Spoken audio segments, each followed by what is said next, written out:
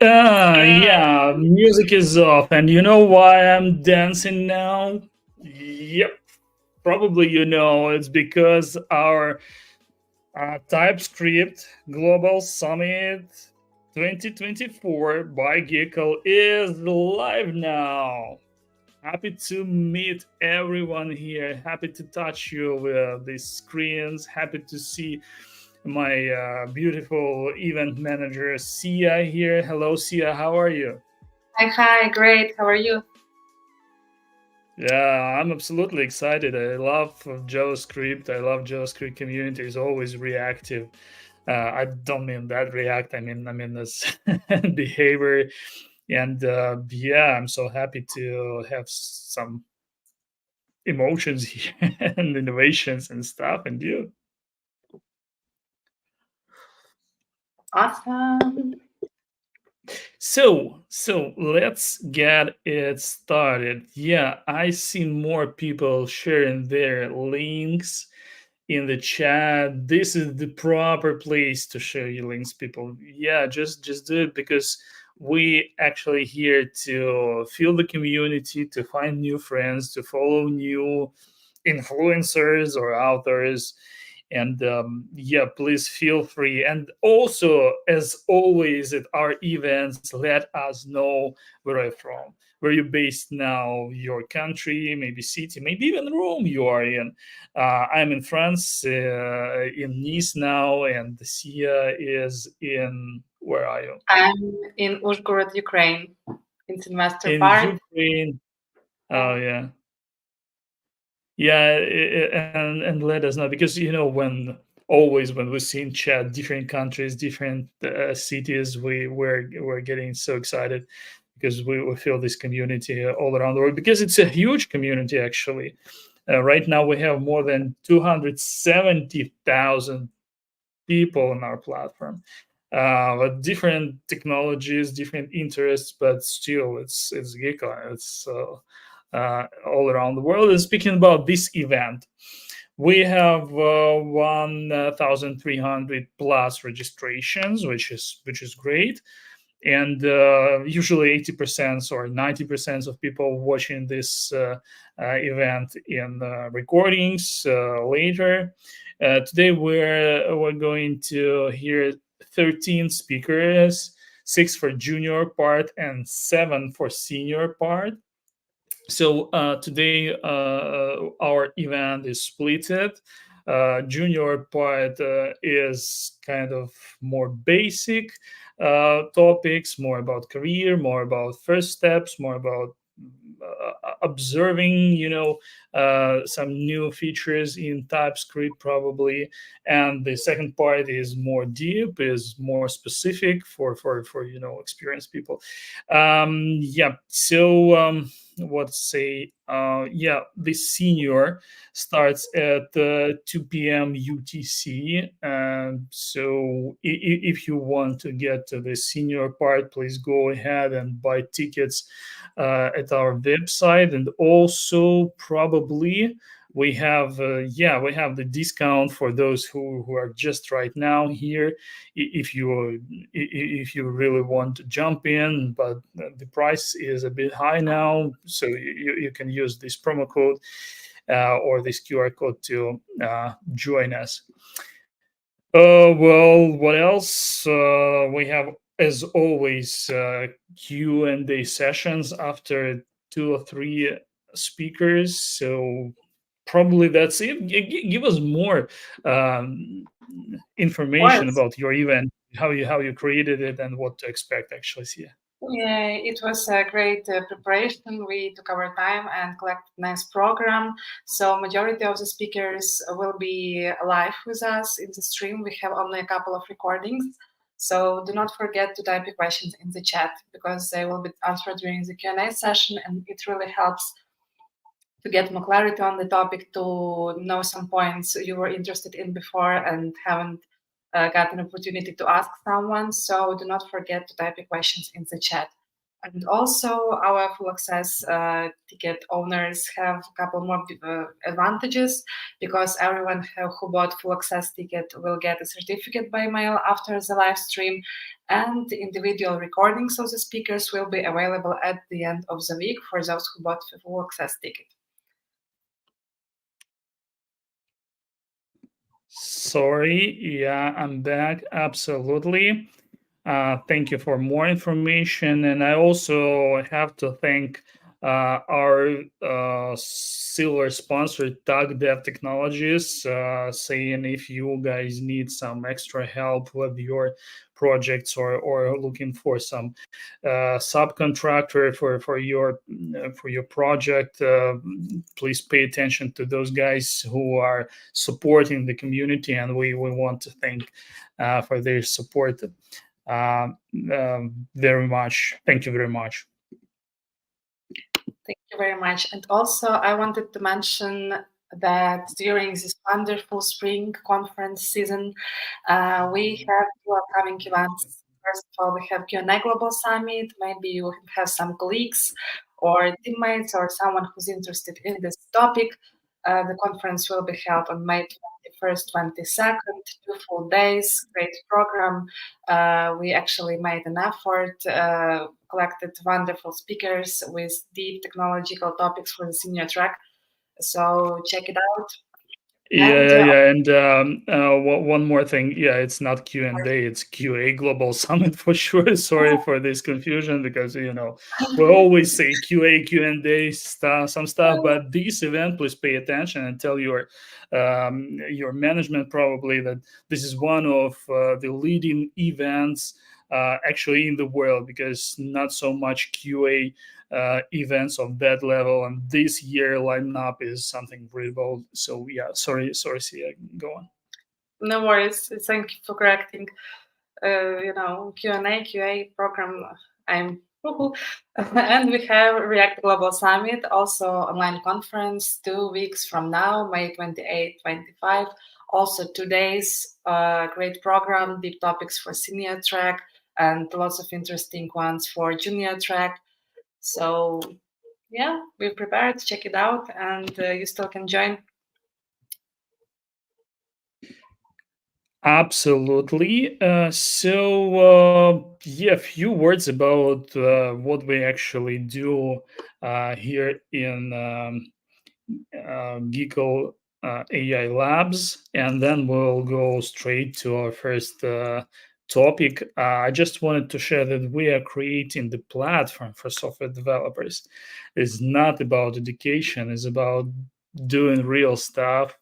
We're creating the place where you can find any software development solution and launch it in one click, just to try to understand how it works, so you know more googling, githubbing, or reading all this documentation, downloading, installing, configuring, just to try the solution, just to try the tool, whether it's a small library or a big system. You don't need to mess with all that, but just try it out on our platform. We will try to pre-install not, we're saying all, probably not all, but majority of solutions that are popular, so you would like try it easily and decide whether you want to um, use them for your projects. So just an update, it's just a small teaser. We're only started our development. By the way, if you are open to contribute any time, coding, ideas, advising, hint me in a LinkedIn. We are open to any help, and yeah, we're looking for actually the community consultancy and stuff. So yeah, please. And probably that's it about that's it. That's enough probably. See ya. The stage is yours. Let's do our stuff while we came here.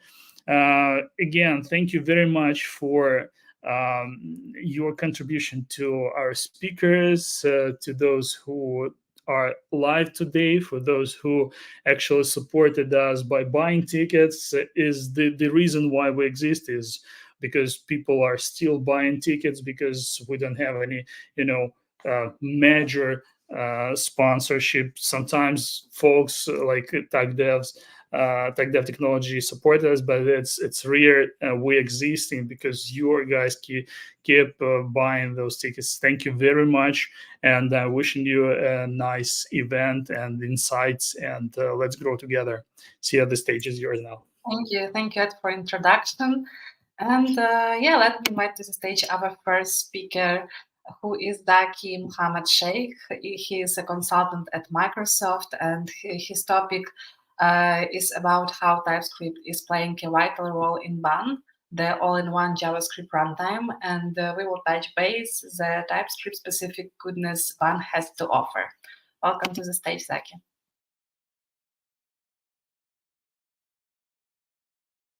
Hey, hello all. Hope you guys are going good today. I am Zaki Mohammed, and this session is all about TypeScript, which is the first class citizen in the bun. Before I proceed, I really want to thank Geekle to providing me such a great opportunity where I can share my understanding and learning. Let me reintroduce myself again. I am Zaki Mohammed. I am a consultant at Microsoft, love to call as a blogger, developer, and it's been 10 years I am since working as a dev. And there is my coding blog up there. You guys, I really want you guys to just look it up. And there are a lot of technical things that I proactively post over here. And these are mostly ranging from Node.js to Angular or React.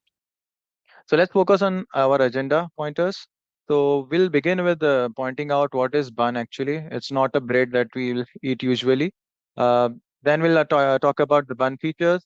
We'll see the TypeScript goodness it has to offer. And that is we are over here, and then we'll just see the quick start for this thing. Okay, so let's get started. What is bun? And this is nothing new. If you guys are in the TypeScript world, this is nothing new. And since September, this is launched, and there is a lot of things going on as a buzzword thing. Okay, so before we had Node.js, and then Dino, and then bun, right? So bun is actually all-in-one toolkit, as they mentioned. And if you see, it's a runtime. Okay, just like how Node.js is there, it's also a JavaScript runtime. Along with that, it's a package manager. It's a bundler. It is even a test runner. So if you remember, we used to call in while we seen the cartoons related to Superman, where people are standing walking on the aisle. They say, "Oh, it's a plane, it's a bird." No, it's a Superman. So similar kind of slogan they are using. It's not it's a runtime. It's a package manager. It's a test runner. So the main thing is that it's fully compatible with Node.js. Okay, so it's a drop-in replacement with the Node.js thing. So Node.js developers don't have to think and scratch their heads to just get working along with the bun. So it's by default.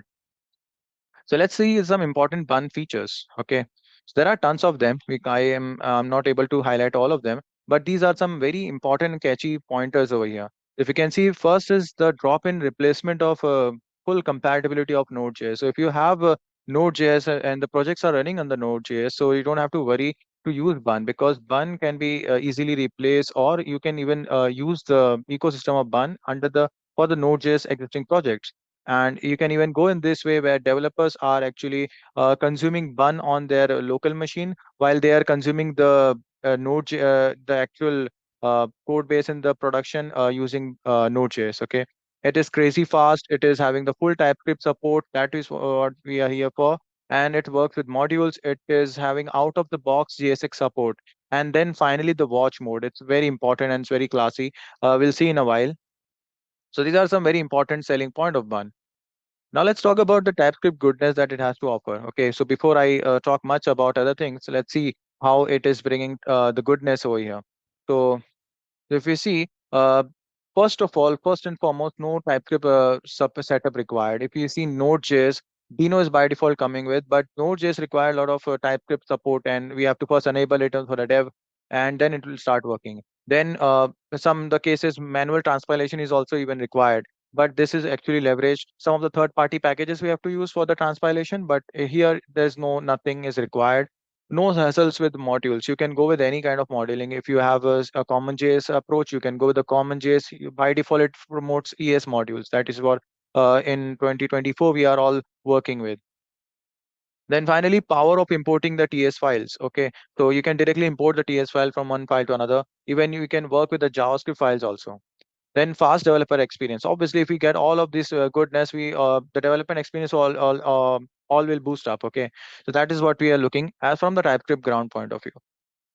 Now, before talking much, let's see this in reality. Okay, we'll just go to the website of the Bun first, and we'll just see how to download it, and then we'll quickly start with saying hello to Bun, and then we'll see some use cases like how we can build API, UI, V-test, and we can even see how it is collaborating with the Beat application. Okay, so let's get it started.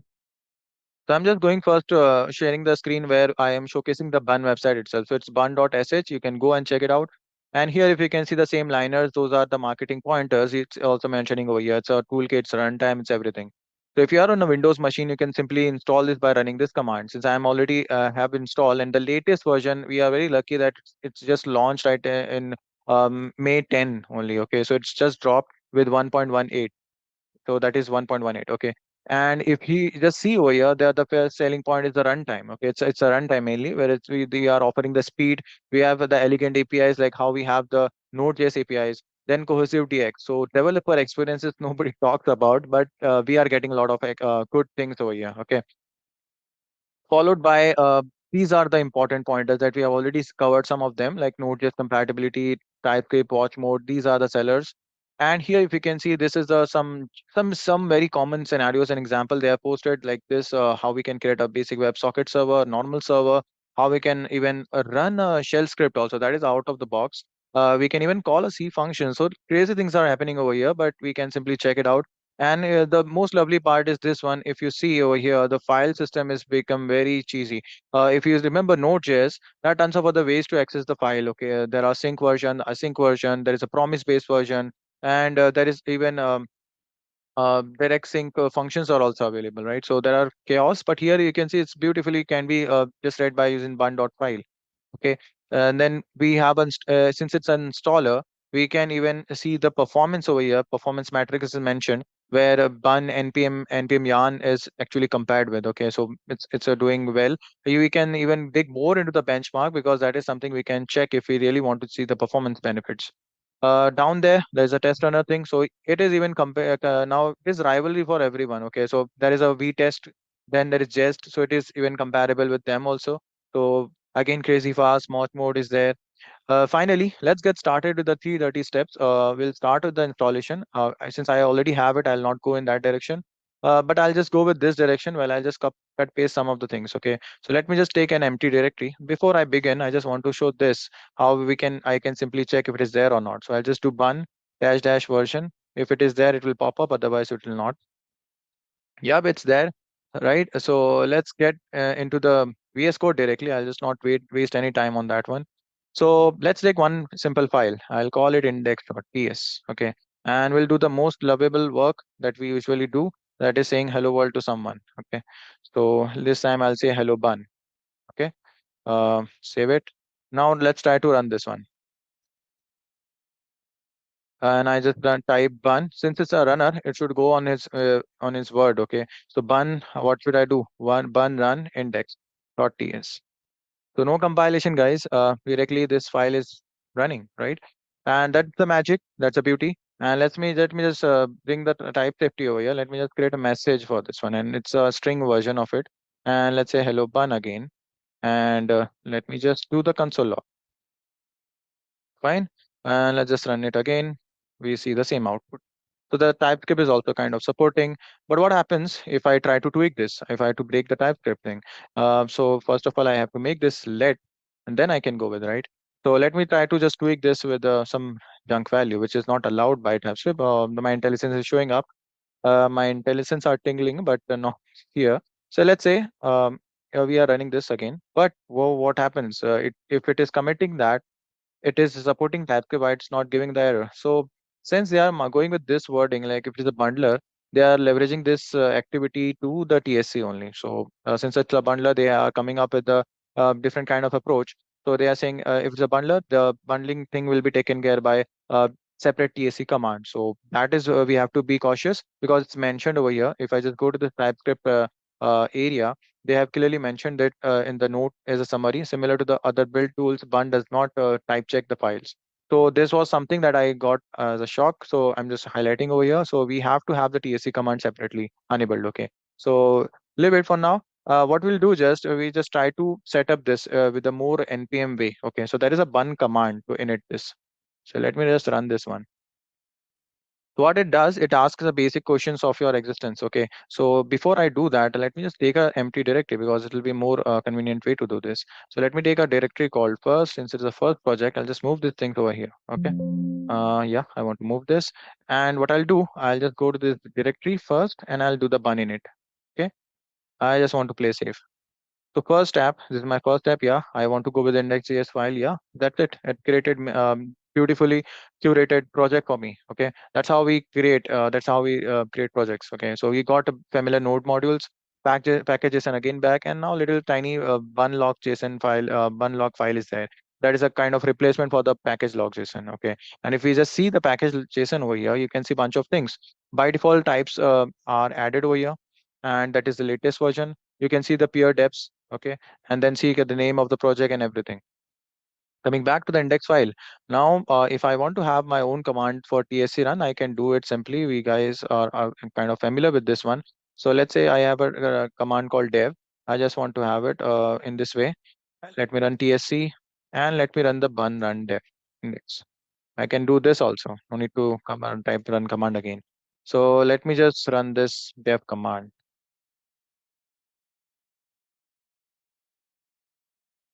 So it is giving me now the errors. That is for what we're looking for. So remove the errors, bring back the constant. Okay. And if I just run this again, it runs beautifully. And if you see over here, there is a tiny file that is TCTS config JSON. If you go open there, and you can see there are a bunch of configurations. So it is even leaving some of the things to us also, like we can even configure our own TypeScript thing. Let's say if I'm comfortable with certain configurations, so I'll go with that configuration, not relying on this one, right? So it is giving even the control to control how much TypeScriptness you require in your project. Now let's move on to back to the website again. Let's see what it has to offer by default. So let's come over here and the catchy server we have seen, right? So let's just grab this code and then try to build something around it. Okay. So what I'll do, I'll go in this direction. I'll just want to showcase how we can simply build an API without requiring even the Express.js. Okay.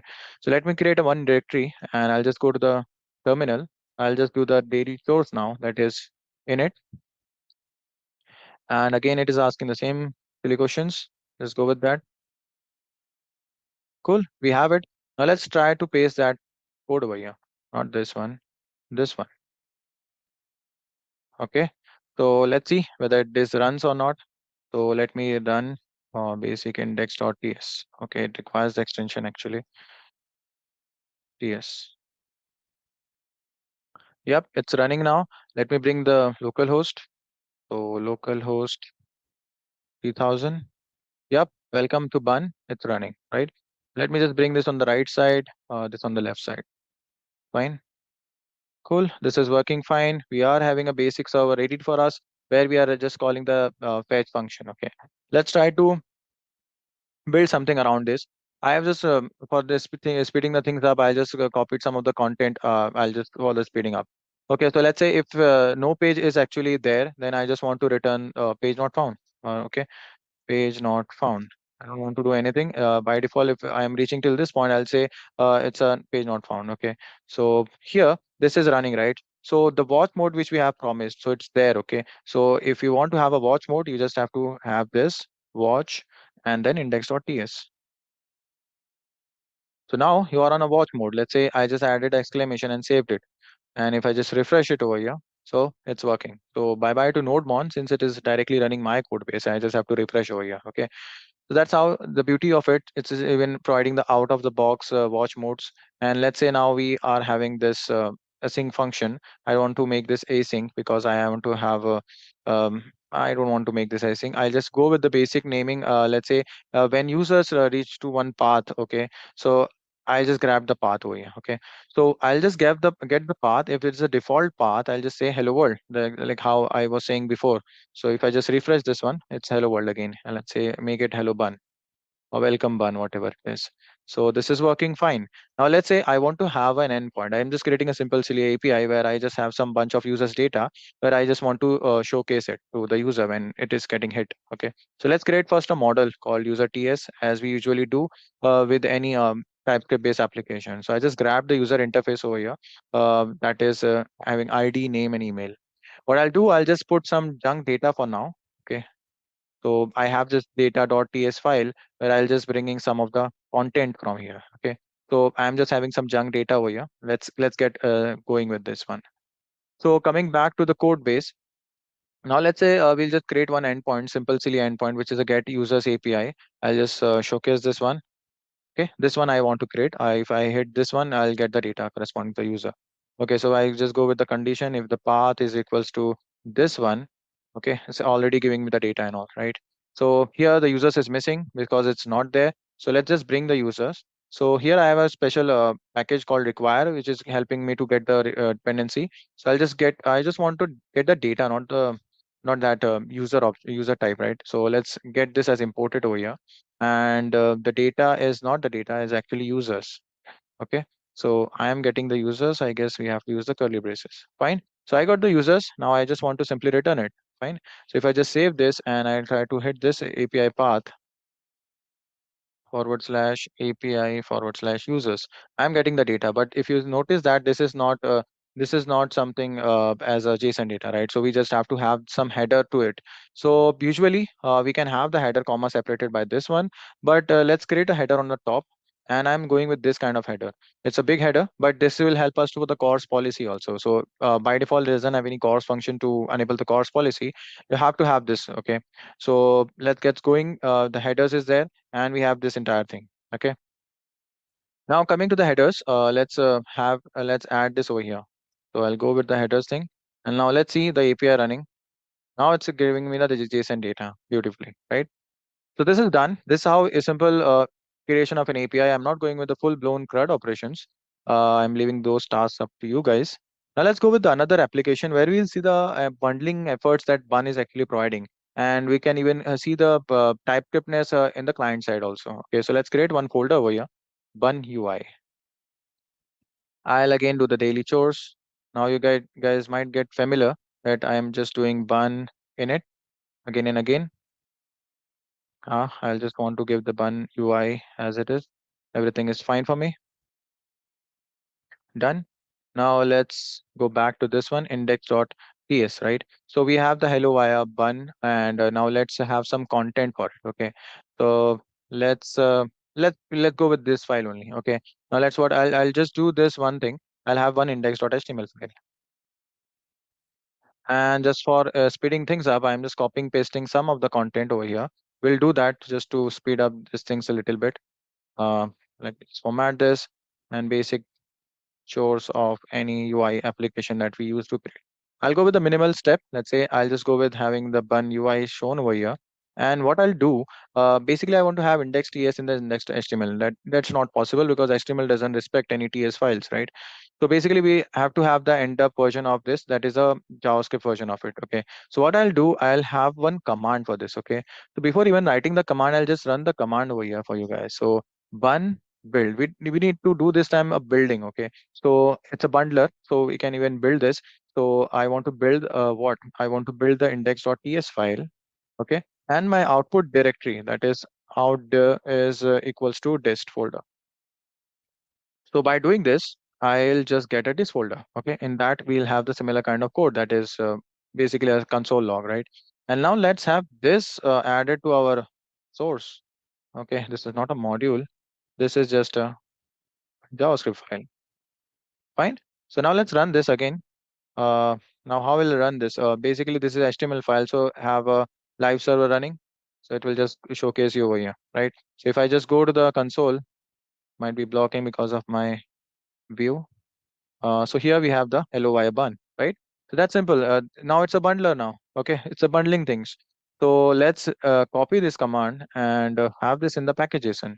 So because I want to do it again and again, and let's call this as a build command, and let's have it over here. Okay, and again I want to have a watch mode of this. Yeah, again and again, I want to watch this. Again, every time it's getting built, I just want to have to watch it. And one more thing, before I just go forward, I just have to have a source folder to this one.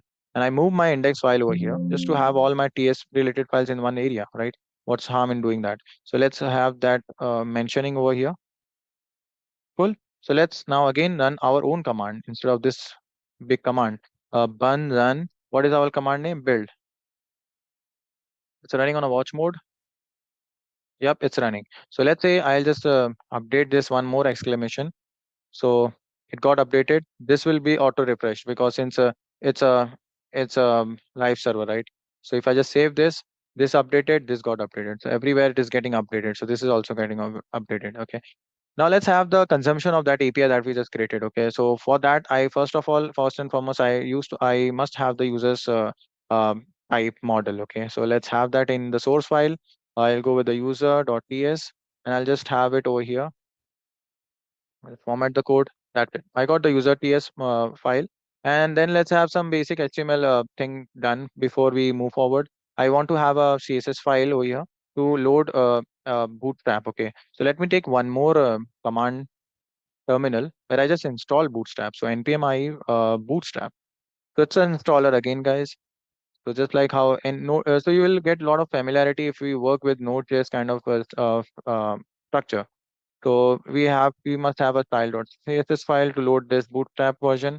So it's start giving me error because there is no style file. Now it's there. I'll just grab the whole big syntax of importing the bootstrap in our project. Okay, so it's there now. So you can see the difference. So everything is running all of a sudden.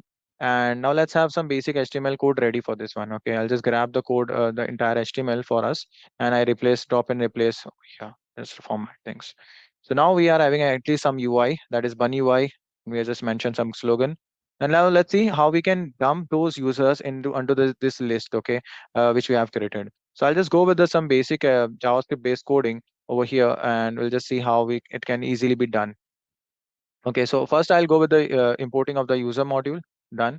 And then what I'll do, I'll just copy and paste some of the uh, IFI method, that is async method, because we want to make an API call over here, right?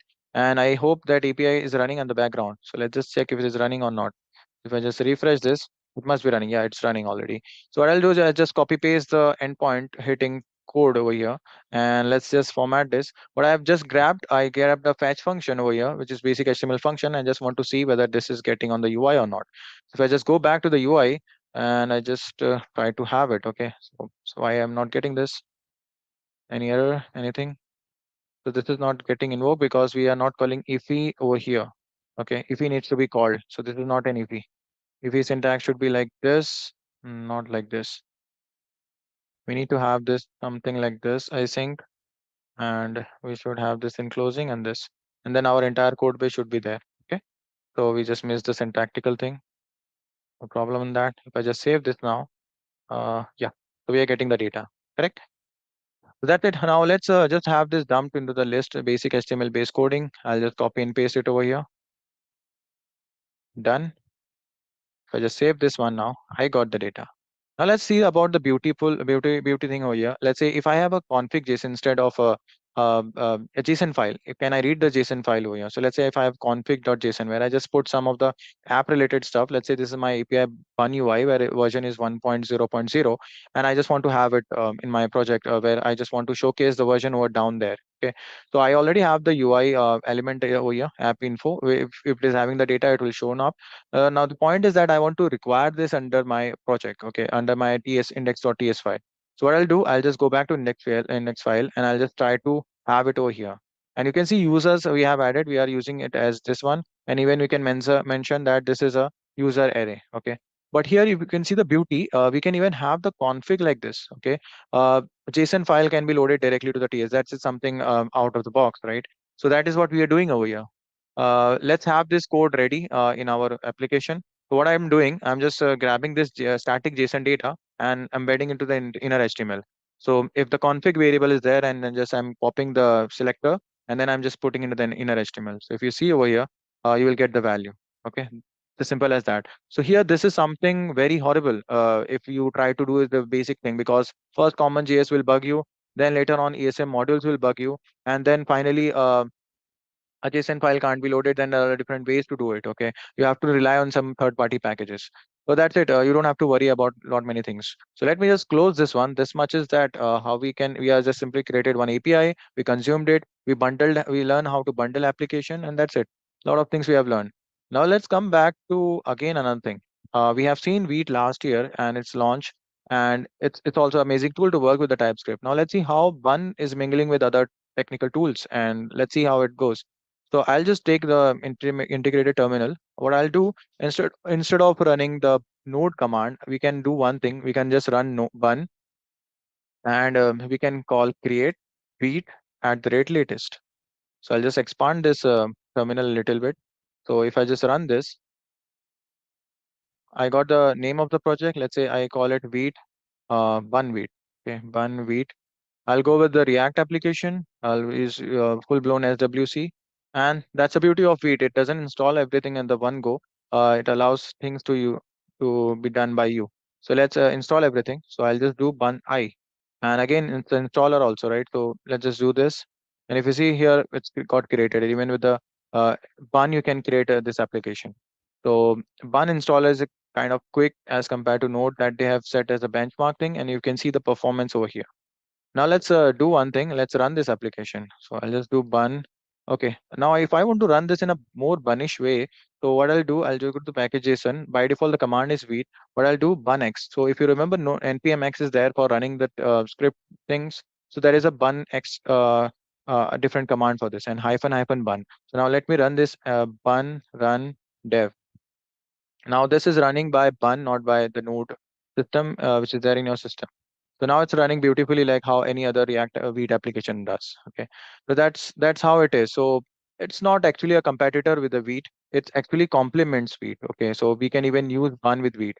Now let's come to the another part, which is the last part, is the test runner. Okay, let's see how well it is performing. We are not setting any benchmark though, but we're just seeing how it runs actually a test, simple kind of test cases. Okay. So now let's do the daily chore. I guess hope you guys have got the gist. What we have to do first, we have to do the init, and basically I'll just testing is some kind of little boring activity, I would say, if you just started with the career, but it's the most important thing if you go and go forward in your career. Okay, so let's get started with that. I'll just have very critical operation over here. That is a summing of two number, which is very important and critical. I'll go with the TypeScript thing, not like this. So I'll have a TS file for this one. Let's grab some of the generic code over here. I'll just grab some number addition code, and then let me have a test file for it. Sum.test.tst, which is the important factor over here. Now let's see how we can go with this. First of all, we have to have the imports in our place. So one test which we have to use, and we can have the daily chores of the unit testing methods and unit testing objects. Let's say expect, test, and describe. These are the functions we have to use, and then we are importing the sum, and then let's describe things. Okay, I just want to describe in this way, and then we have a simple kind of spec available over here. Let's say addition of two number. We're just doing this. Okay, so let's run this now. Again, we have a one test command. If you just do this, you will get the result. Okay. And let's say if you do something wrong, and this test will break. Simple as that. And if you see the familiarity, if somebody is coming from just background or VTest background, they will not find this much difficulty over here, because this is kind of similar UI also we are able to see over here, the command line UI which we are seeing. And if let's say I just return this to back to the normal thing. Okay, so you can see the test, expect, and describe. These are the basic chores of the unit testing. Let's take one more example to understand how we can even perform the coverage over here. Okay, so I'm just creating one file called invoice.ts, where I just trying to do another complex operation. I have just created one function called calculate, where I just am getting price in discount, and also a location which is by default US. And if it is not US, if it is US, then everything is fine. Your price is minus discount. But if it's not US, you have to pay a little more, which is $10. Okay. So this is some unfair code written over here. But let's just try to test this unfair code. So I'll just have the index dot test dot ts. Okay. Again, I'll do the same thing. I'll bring up these things over here, which is the bun test and the calculate method. What I'll do, I'll just write my describe function, which is the first and foremost function. Okay. Coming back to our test spec, I'll write first basic test spec where I'll just calculate everything based on the USA thing. So if it is 100, then minus 10, then it will be 90. I'll just run this command again. But this time I want to see the coverage also. So I'll just write coverage. Okay.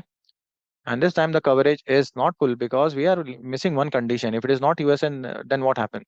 Okay. Then let's have one test spec over here to make this 100%. And let me just run this again. Now it's 100%, right? And let's say if I want to test this again and again, I can even have the watch mode. If I do this and I just try to tweak certain things, let's say I just make this 101. Okay, not this, it's an error. 101, then it's an error. We are failing one test case, simple as that. So it's running even the watch mode also. So that's it, I would say. We have seen the full-blown spectrum, and even the TypeScript thing is also kind of playing very well, and we don't have to hustle much over here. So coming back to our slide and kind of closing this session, I would say that this bun technology is very amazing, and we just have to see like how much the potential the bun is offering. It's kind of a drop-in replacement of the Node.js. Plus, it is we don't have to have much hustle over here to kind of get along with the TypeScript things. Okay, that is one very great advantage. And I just want to wrap up my session on that note. And thank you guys for having for joining this session. And I really thanks Geekle again to providing such a great opportunity. Thanks a lot. Have a great day. And thank you, Zaki, for taking your time to educate us, to show us this topic. And yeah, kind reminder to our great audience to type the questions in the chat because we will raise them during the Q&A session. So let me introduce our next speaker, who is Austin Ackers. He's a senior software engineer at Spring Health with really interesting topic. When refactoring thousands of files to a new language such as TypeScript, we can have some challenges. So Austin will show us how to overcome those and show us some common pitfalls. And he is live with us. Hi, Austin. Hello. How's it going? So, fun fact, Hey. I think I need to reopen my system, or I need to reopen this because apparently I have my slides. I have to like enable Microsoft Edge to to essentially so I can share my screen. So I sincerely apologize. Give me just like a quick 5 seconds, y'all. So thank you. No worries. Thank you. Yeah, so let's grab a cup of tea, I guess, and we will be back in 5 minutes.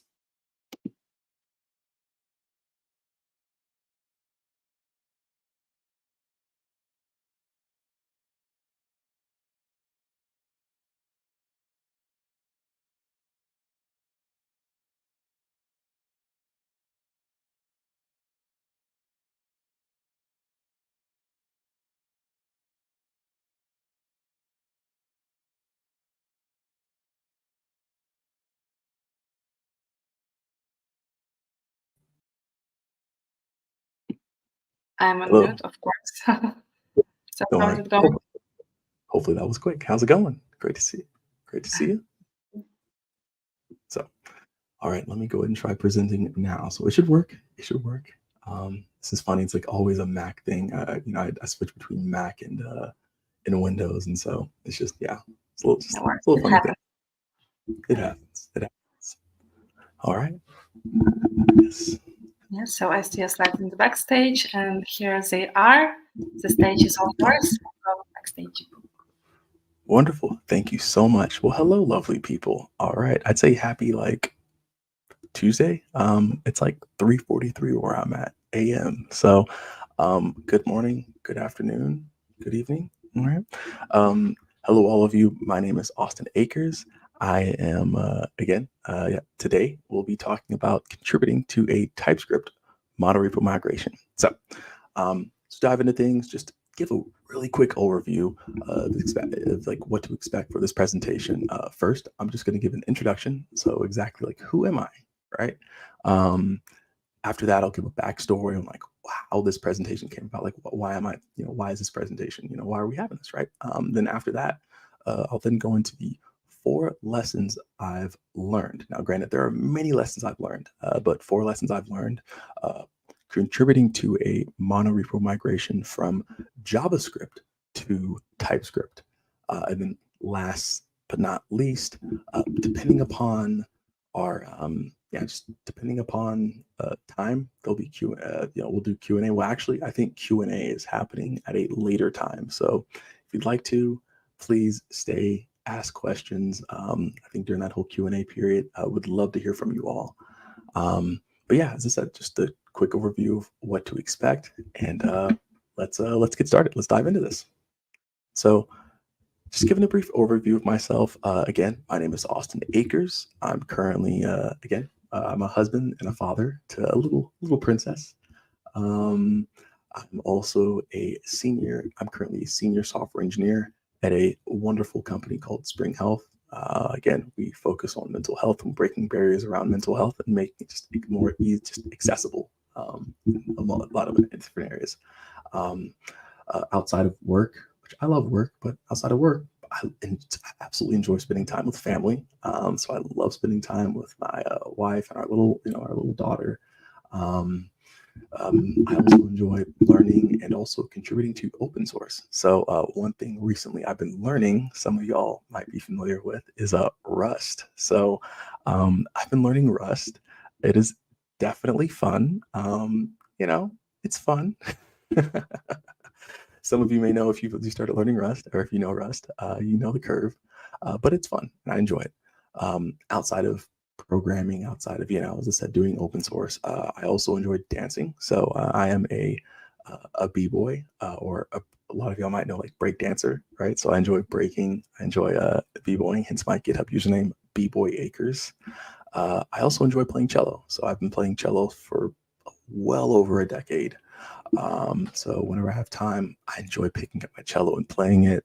And last but not least, I enjoy Muay Thai. So I don't get to, again, train as much as I used to, but I absolutely love Muay Thai, like MMA.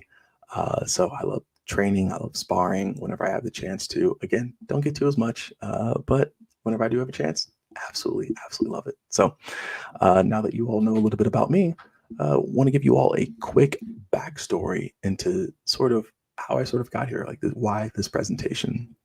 So currently at Spring Health, we are in the process of migrating from JavaScript to TypeScript. Now, previously at other companies I've been at, it's always been either, Austin, yes. I'm so sorry to interrupt you, but could you please move your mic a little bit less, because it has some sound issues when you're moving it too much? Oh, yes, for sure. Thank you for letting me know. Yep, thank you very much. Yep. Let's see, how is this? Is this better? Yeah, much better. Thank you. Better? Wonderful. Yeah. Okay, thank you. Yeah, sorry about that, y'all. Okay.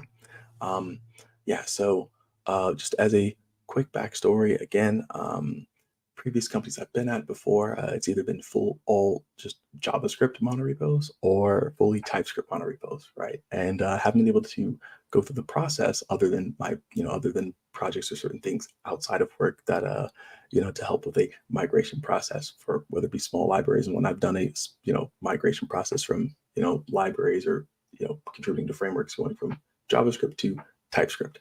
But here at Spring Health, again, we're going through the process of going through again from JavaScript to TypeScript. And so, throughout this whole process of, again, having it be like a large engineering org, I think of like 100+ engineers, us adopting, again, TypeScript and everything like that, there's been some really amazing lessons I've learned and things that I've learned throughout the whole process of, well, there's many, but just 4 in particular, I wanted to actually highlight that I wanted to highlight just sort of in this presentation and specifically. And so, that's sort of like good from backstory and everything like that to where I'm at now. But let's go ahead and get into this. The first lesson actually that I've learned throughout the process of contributing to a migration from JavaScript to specifically TypeScript in a lovely monorepo is underestimating the people component. Now, one thing I think as you start becoming more senior in your career, one thing in particular that you'll learn is people can be a lot more complex than software. The biggest hurdles that you might face, actually, I'd have to say would not be the software component, but the actual people component, right? And it comes, simple fact that people are inherently, I love that people have, again, different views, different ways of being able to approach problems. That's the wonders of being able to have, again, a team, right? But also with that, people also have difference in opinions. More specifically, when we talk about differences in opinions when it comes to migrating a code base, is the good old lovely TypeScript versus JavaScript. So TypeScript versus JS, JavaScript and JavaScript docs, right? So JS doc. That's actually something that was a sort of a hurdle of that I think collectively that we've had to actually go through. So again, not everyone was on board with wanting to migrate our code base to TypeScript. In fact, some folks were saying, "Hey, we kind of want to keep it, in JavaScript and use JS docs, right?" And so what I ended up doing actually was I ended up actually creating a sort of just a sort of like a comparative analysis, a very simple one, right? Highlighting the pros and cons of both not only TypeScript but also JavaScript or JS and JS doc. And so the first one, I'm just going to dive into this, right, and just sort of give you all an overview of what again I've found to be really interesting comparing TypeScript versus JS and JS doc. So the first one being the onboarding experience. I have actually found it to be easier, and some other folks as well too have found it to be easier to onboard into a code base using, that's a TypeScript code base versus a JavaScript specific code base. And it primarily comes around one particular thing, and that one particular thing is TypeScript. When it comes to documentation and whatnot, your code is your documentation to an extent. So again, your types are there from everything from inferred types. You have everything there. And so in terms of onboarding experience, being able to look at functions and immediately just about know if all properly typed, immediately know what exactly is going on. It's substantially easier to dig deep and gain a better understanding of a TypeScript code base versus a JavaScript code base, right? And it again comes from the fact that your code is inherently the documentation itself. Next, it's easy to refactor. I have found TypeScript to be easier to refactor and to move around component, functions and things along those lines versus JavaScript and JS doc. With JS doc, you do have that large, block, sort of a block where you have to define your params and type definitions above your function. So I found that to be a little bit overtly made it a bit. It just makes it a bit harder to refactor, and that's also the feedback that I heard as well too, right? So from just TypeScript being okay, boom, here's here's our function, we can go ahead and just move that to JS and JS doc, where you do have that really large pseudocode block as well, and just the refactoring effort takes a bit more than what it would be with TypeScript, and easier to debug. TypeScript prevents a lot of really silly runtime errors or certain errors that we may get with that actually aren't necessarily caught with JavaScript and JS doc or just with JavaScript in general, right? So TypeScript yells at you a lot more than what JavaScript would, and that makes, as I said, just inherently makes life, in my opinion, it makes it easier to debug. Also easier to learn. JavaScript definitely is easy to learn, but TypeScript, it depends. And it primarily comes around the firm basis of what has been your previous experience. Have you experienced strongly typed languages prior to you using TypeScript? And that was also another thing that we've encountered, was that, for example, I utilized, in the past, I've used C++, which is a strongly typed language. So while I might be a bit familiar with the type system, again, the majority of my career was JavaScript. So I felt inherently more comfortable using JavaScript versus actually onboarding to TypeScript. So again, we use Ruby and JavaScript. And so again, adopting TypeScript, depending upon whether or not you have a strongly typed, a background with strongly typed languages, can inherently affect inherently affect how you go about learning TypeScript, right? So again, that's the whole it depends. whether or not you have a background with a strongly typed language or not. And last but not least, compilation.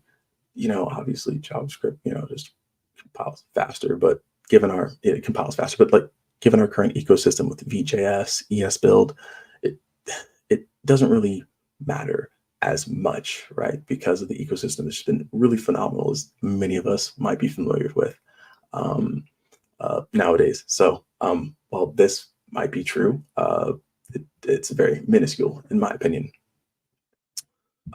Lesson 2 was understanding migration trade-offs. So what some folks might be familiar with is, again, depending upon the size of your project, I've seen this happen before where individuals are just saying, we're going to do a hard shift, right? Depending upon the size, but people have done hard shifts from JavaScript to TypeScript where they've just actually enabled a lot of the different things. They've turned off any and things along those lines. And they've just took let's say a couple weeks, again, depends upon the size, a couple weeks or a few weeks, and actually migrated their entire code base from JavaScript to TypeScript. But the thing is, in the real world, not everyone has that opportunity, especially if you are a startup. Migrating your code base from JavaScript to TypeScript and just say, hey, we're going to take a couple weeks and we're going to strictly do this, or we're going to take a few weeks, could be a month, who knows how long, right? And we're going to go ahead and migrate all of this from JavaScript to TypeScript. It'll help us out. Isn't really feasible on the business side of things. And so what we ended up adopting actually was a more progressive migration approach. So allowing both JavaScript and TypeScript to run side by side. Because again, you do not want to affect the developer velocity of your app, as you start building out features, because features still have to get built, things have to still get delivered, bugs have to get fixed. And so adopting a more progressive migration approach of allowing both JavaScript and TypeScript to run hand by hand inherently makes it, easier for both current engineers working on working on whatever feature they are versus fixing bugs versus the new features, which we did say moving forward, all features are then inherently going to be built using TypeScript, right? So it just makes that process much easier for everyone without negatively affecting developer velocity and still allowing for us to deliver for the business. And one question that also came up is saying, hey, what layers or where do we exactly focus? So I'm going to highlight 3 specific bullet points. There's the business logic and the UI layer as well. There's for us, we have a component library, right? Because it's a monorepo, we do have different parts of it. One part of our monorepo is our component library. And last, we also have APIs as well too, right? Where do we specifically focus on in order for us to find the most benefit with utilizing TypeScript? For us, it actually came from the first 2, which is again our business logic layer and also our component library. One thing in particular that we have, and I'll even say on our component library, is that we have a custom component library, which is interesting to say the least. The first thought of someone who's built a couple of component libraries, who contributed to building component libraries from the ground up. My first thing I'd say, my first tip I'd say about component libraries is to never build your own from the ground up, because it definitely takes time and a lot of dedication, and it really does take an entire team to maintain that. So being able to utilize currently built libraries, such as for us, we use Chakra UI. We've migrated, and again, our older custom one is being deprecated, but utilizing again, open source libraries and tailoring it to your needs is inherently much better, in my opinion, than building your own component library from the ground up. And then last but not least, as of recently, we started strongly typing a lot of our APIs, right? So from GraphQL, our GraphQL call, our GraphQL, our queries and things along those lines, strongly typing those is something that we've recently really done, right? Put highlight on. And so understanding these migration trade-offs, understanding where will you see the most benefit in regards to the layers that you want to focus on within your application. And so was that. And then lesson 3 is renaming your files from JSX to TSX. That's not as easy as what most folks think it is, right? Or most folks actually think it is. We think if we just convert a file from JSX to TSX, add some types, we're perfectly fine. But that's not always the case for every file. And in fact, there are some files that are very large, or some files that are inherently not only they may not be really large, but some files are actually touched often, a lot, right? They might be modified a lot. And so because of that, you may not want to go through the process of migrating it from JavaScript to TypeScript because it may break the workflow of other engineers or other individuals. So what's the best thing you can do, for that specific, JavaScript file? And I'd have to say adding type information to that JSX file. So if you aren't looking to migrate those specific files yet, your JavaScript files yet, adding type information will make the process substantially easier for when the migration process actually happens. So adding type information to those JSX files, hands down, totally should do that. As you're building out your features and you're saying, hey, we can't migrate this one yet, but let me go ahead and make our life easier in the future, right? Developing with empathy and just having that sort of forethought. The next thing as well, too, is another question we had was actually, where do we place our types? So something that we adopted, again, another moving part, something we adopted while migrating TypeScript was actually a feature-based folder structure. And so instead of us having to figure out oh man, we need to grab this type from over this part of the code base or from over here, right? A lot of our types are inherently relevant or isolated within the specific feature that we're building out. So as you can see here, we have the features, authentication, sign up. Again, this is just an example, not actually what we have, but we do have something very similar. We have our types isolated specifically to the feature, to the features at hand. And if there's a specific type that is inherently, again, we view to be usable across multiple features, we would then put that in a more shared file, right? Or shared type file essentially. And so there's that. And then last but not least, when you're doing any sort of refactoring, renaming, anything like that, tests are very helpful and will catch a lot of things that you may have not expected. So again, hopefully you're writing tests. Totally should if you haven't. But any migration process that you do, test will inherently help you out so much and save you so much pain. So, and last but not least, leveraging your tooling. So for us, sure, there's more. I wanted to just highlight just a few and everything like that. We use ESLint and Megalinter, Prettier.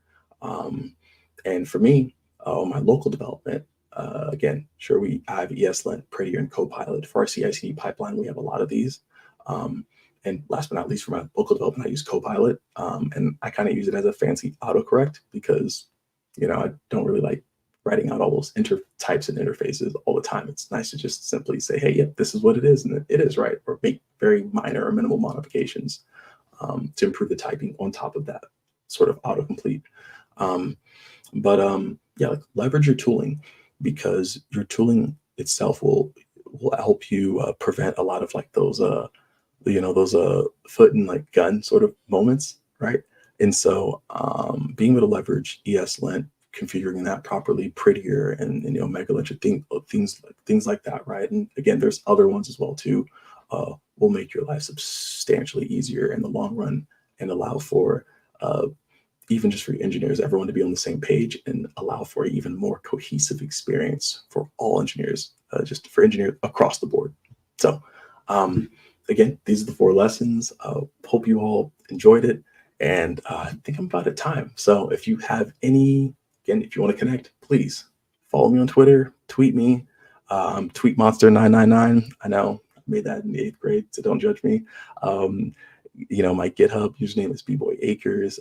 Feel free to connect with me on LinkedIn or even visit my website. So yeah, thank you all. And hope you all enjoyed. Of course. Thank you for the presentation, Austin. It was great. And see you at the Q&A session, right? Yep. See you in the Q&A session. Thank you very much. Thank you. And let me introduce our next speaker, who is Aditya Guthe. I hope I got his name and surname right. He is communication and influence coach for Touch from Who We Are, and he will walk us through a really trendy topic, which is currently in high demand within our audience, about future proofing in the era of ChatGPT, about AI tools. So yeah, let's hear what's new, what's interesting.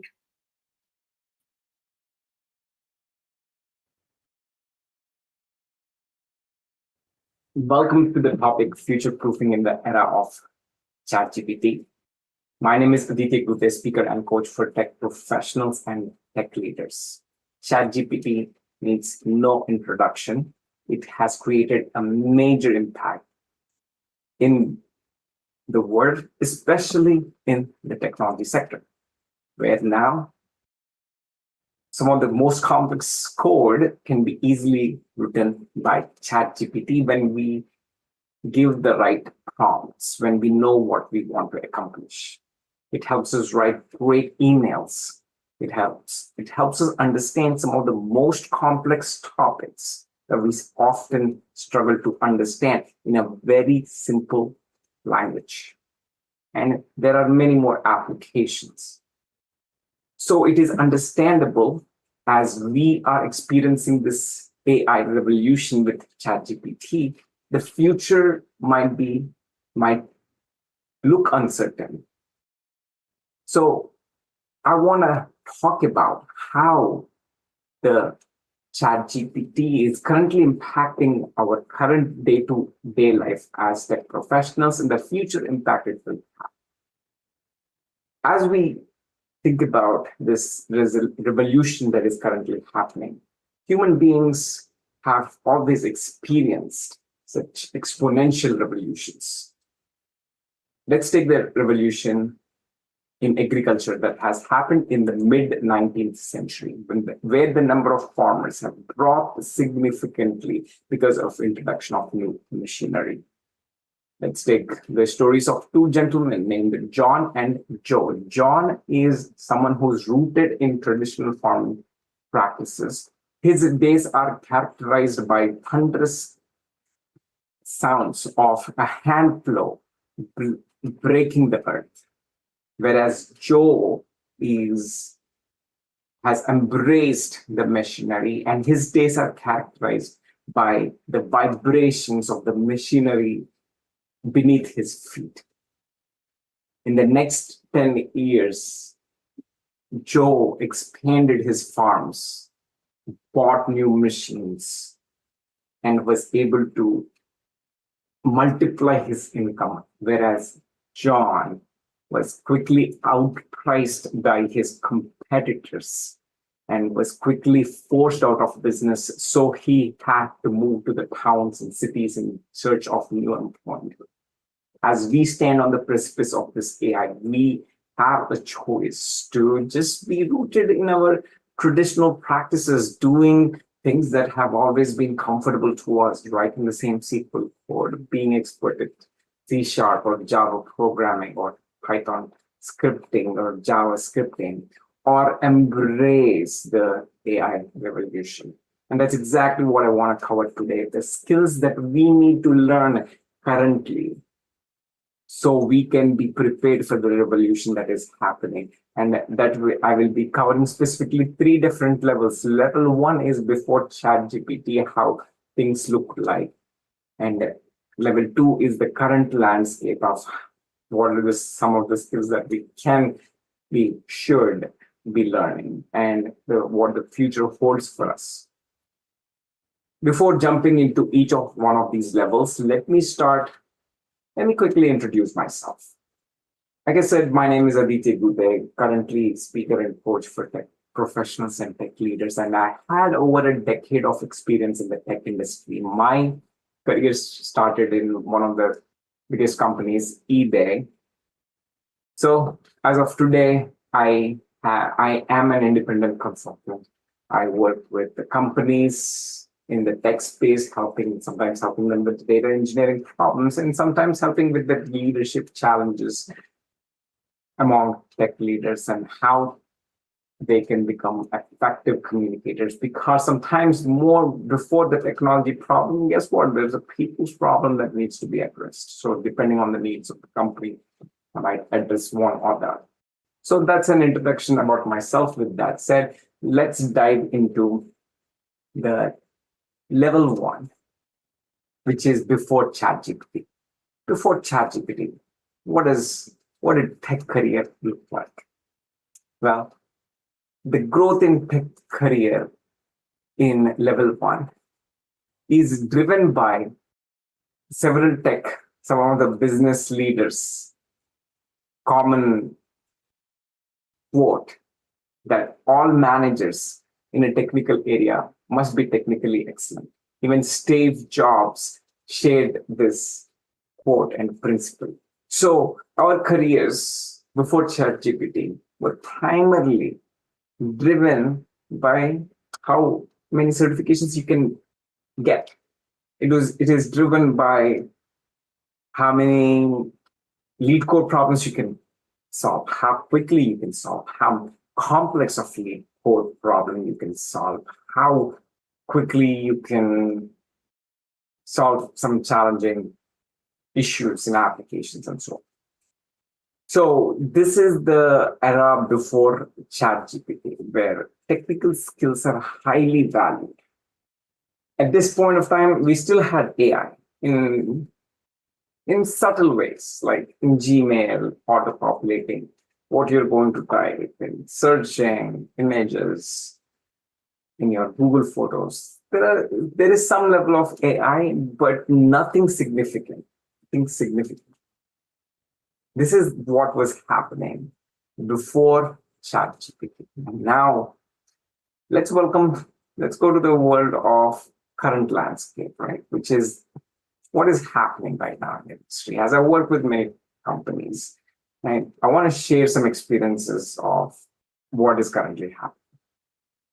So we are currently in the phase where AI is able to write absolutely beautiful, stunning code, and it works great 95% of the time. There are some issues, but it works great.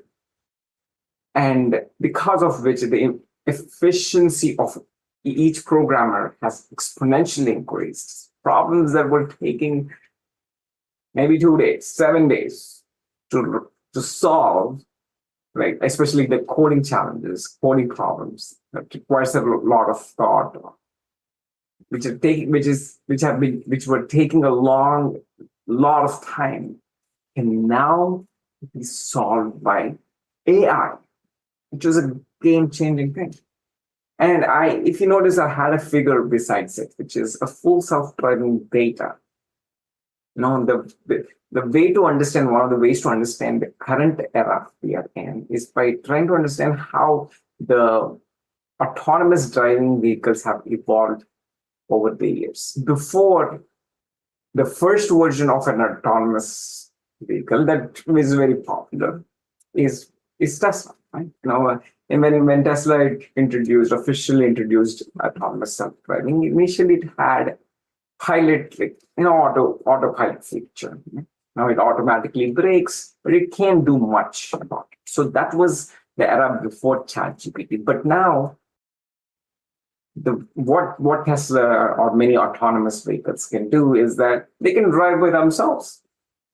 But you need to be able to keep an eye on it. If it is doing something odd, you want to be able to immediately get to it. But if you feed it the destination and where you are, it does a great job. You never have to touch.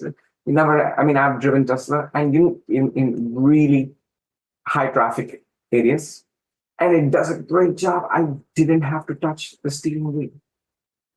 So the reason why I bring up the vehicle of Tesla is that right now, ChatGPT can write great code.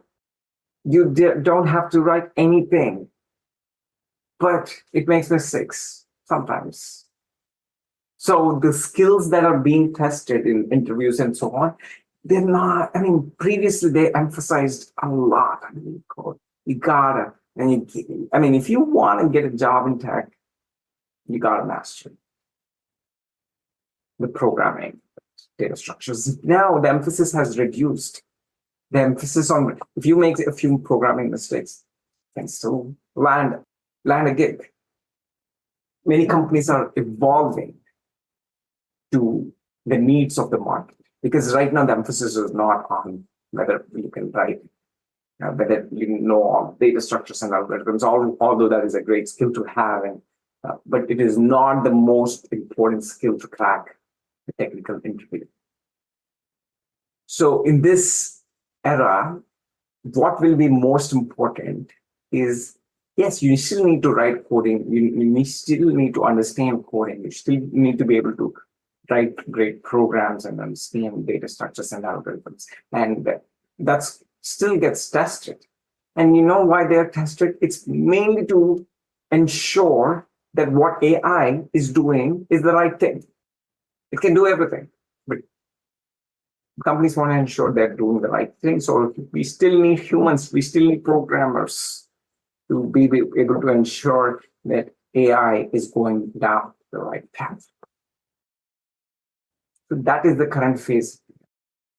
So if you're not already leveraging AI to help you with your coding tasks, to help you learn things quickly, you are already falling behind.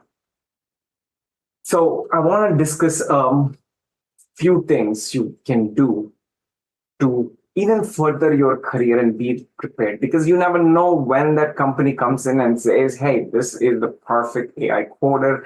You don't even need to verify. We don't know when that happens. Companies are not going to tell you about that.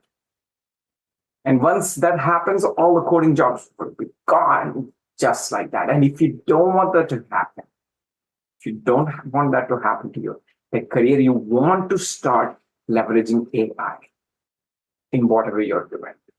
So I want to walk you through a couple of key skills that you want to focus on and what companies are currently trying to do with these large language models. And if you don't know what large language models are the foundational systems that are driving this generative AI and ChatGPT. They are the building blocks of ChatGPT.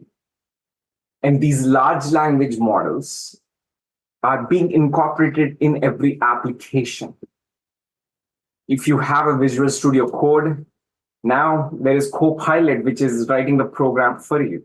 So similarly, many companies are incorporating and finding ways to incorporate this ChatGPT or generative AI tool, also called as large language models, into their applications. So in this, what companies have been working towards is where it is more user-friendly by incorporating these generative AI applications. For example, if you're in a traditional e-commerce website currently, you have to go into the search button and look.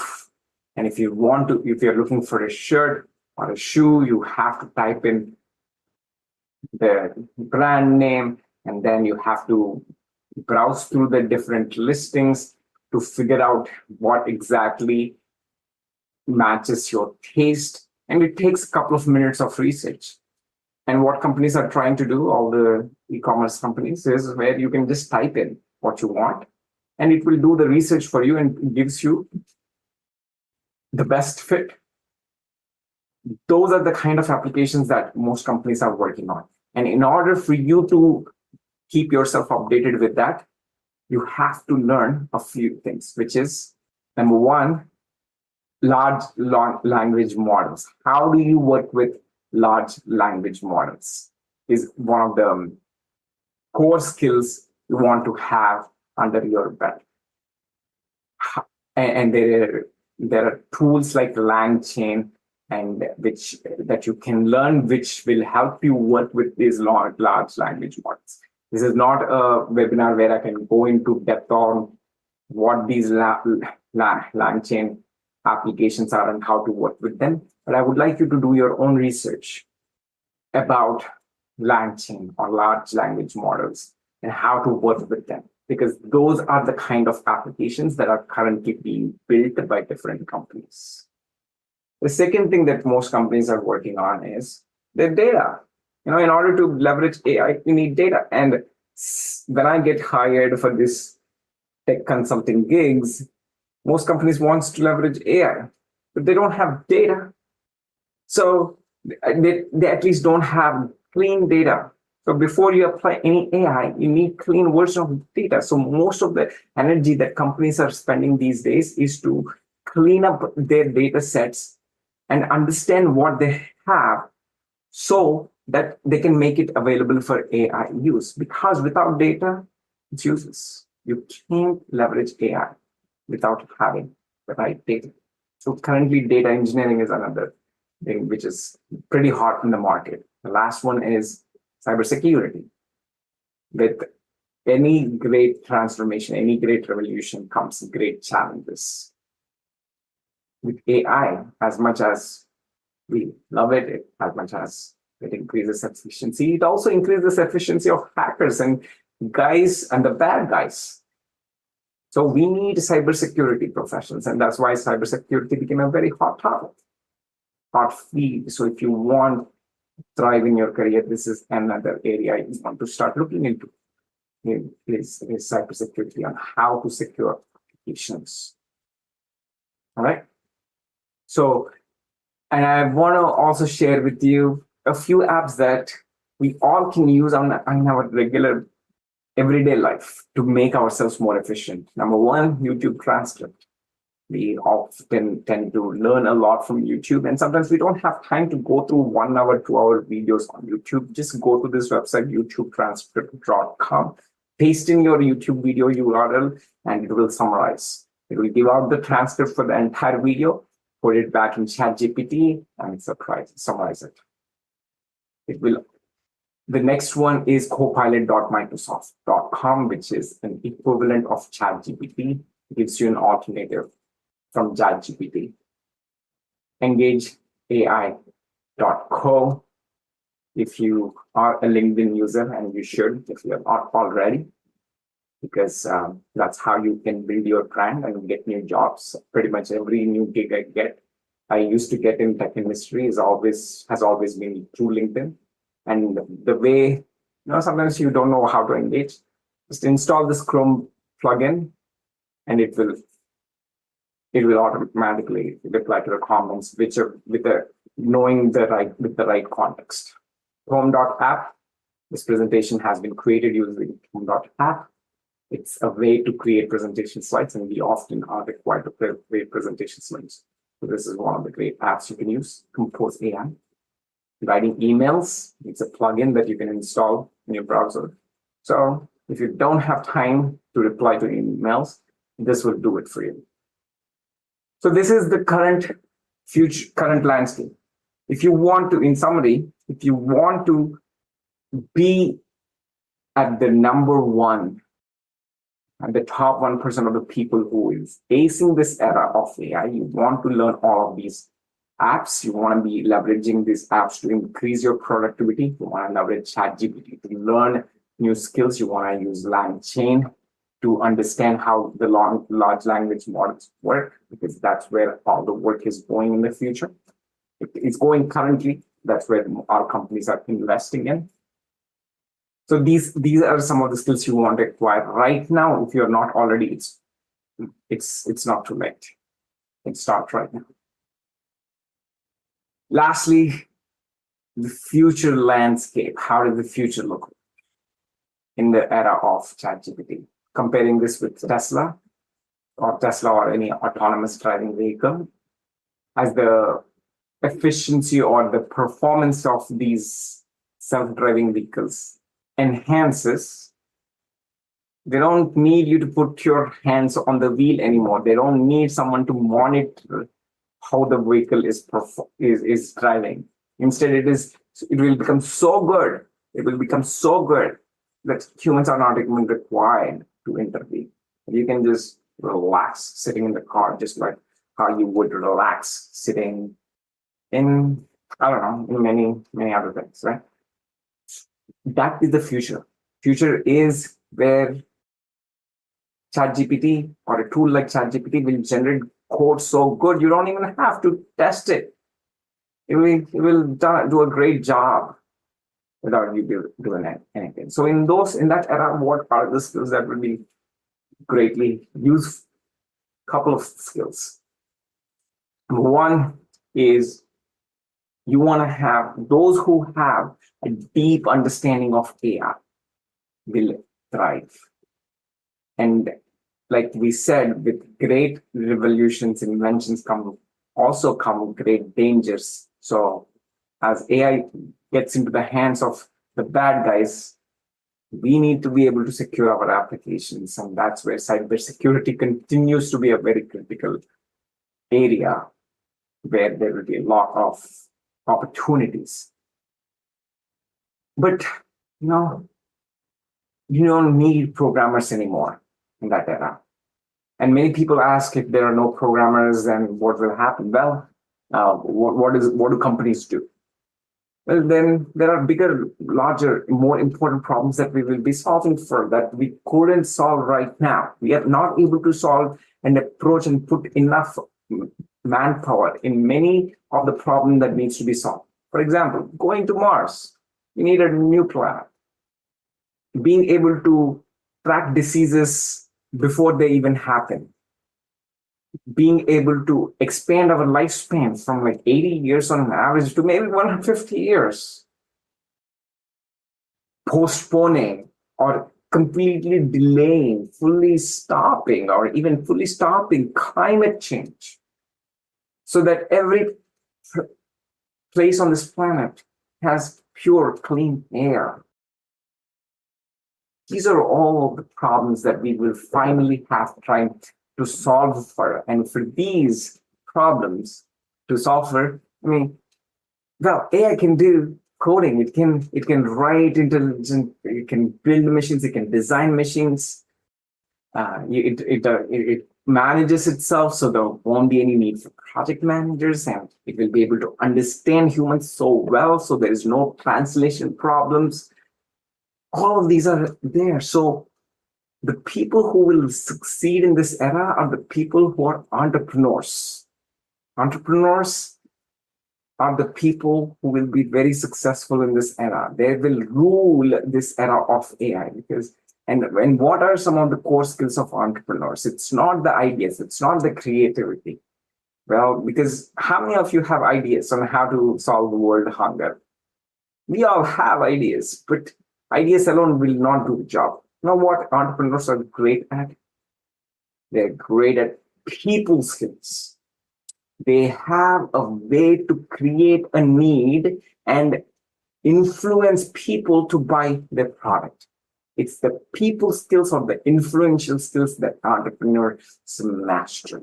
Because, and this is what typically the future looks like, right? Entrepreneurs, they come up with an idea, they have a way to sell people that idea. But they don't need a lot of workforce. They don't need to hire, invest a lot in people because machines can do the job. They need to hire 2 people though. Number one, someone who has a deep understanding of AI so they can recommend the systems that will help this entrepreneur achieve the goals. Number 2, they need to hire a cybersecurity professional so someone doesn't steal their ideas or doesn't ensures that whatever the product that they are developing will act as per expectations and does not do crazy things.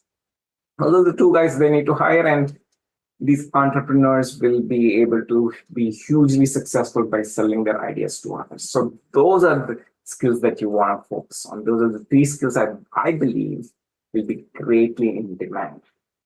Well, in summary, we discussed the 3 levels on how AI has been evolving, and more specifically, actionable item I would like you to consider taking is level 2. What apps can be used right now to increase our productivity levels. It is not a choice. Well, there is a choice. There are 2. Let me end with this. We always have a choice. two kinds of people in this world. People who are happy with where they are. They're the people who can enjoy, who can find joy out of just seeing water, of breathing clean air. They're happy with where they are. They're highly conscious people, and I highly regard them. And for them, they're okay. They don't need a lot of money. They are happy with growing plants and eating food off of their backyard or somewhere where they can grow some plants. They don't need a lot of things. I think for them, you don't need to learn AI. Just be where you are. But if you're the second kind of person who always wants to grow, who always wants to get to the next level, who wants to annihilate all your competitors and be the number one, you want to impact a lot of people's lives, you want to help others, you want to change the world. The people who fall into the second category, which I believe I am, learning AI is not an option. And hopefully this presentation helped you with some of the skills you want to start thinking about equipping yourself with. That said, thank you very much for watching this presentation. You can connect with me on LinkedIn. I'm most active on LinkedIn. If you have any questions, I'll be available for questions at the end of our session today. Thank you.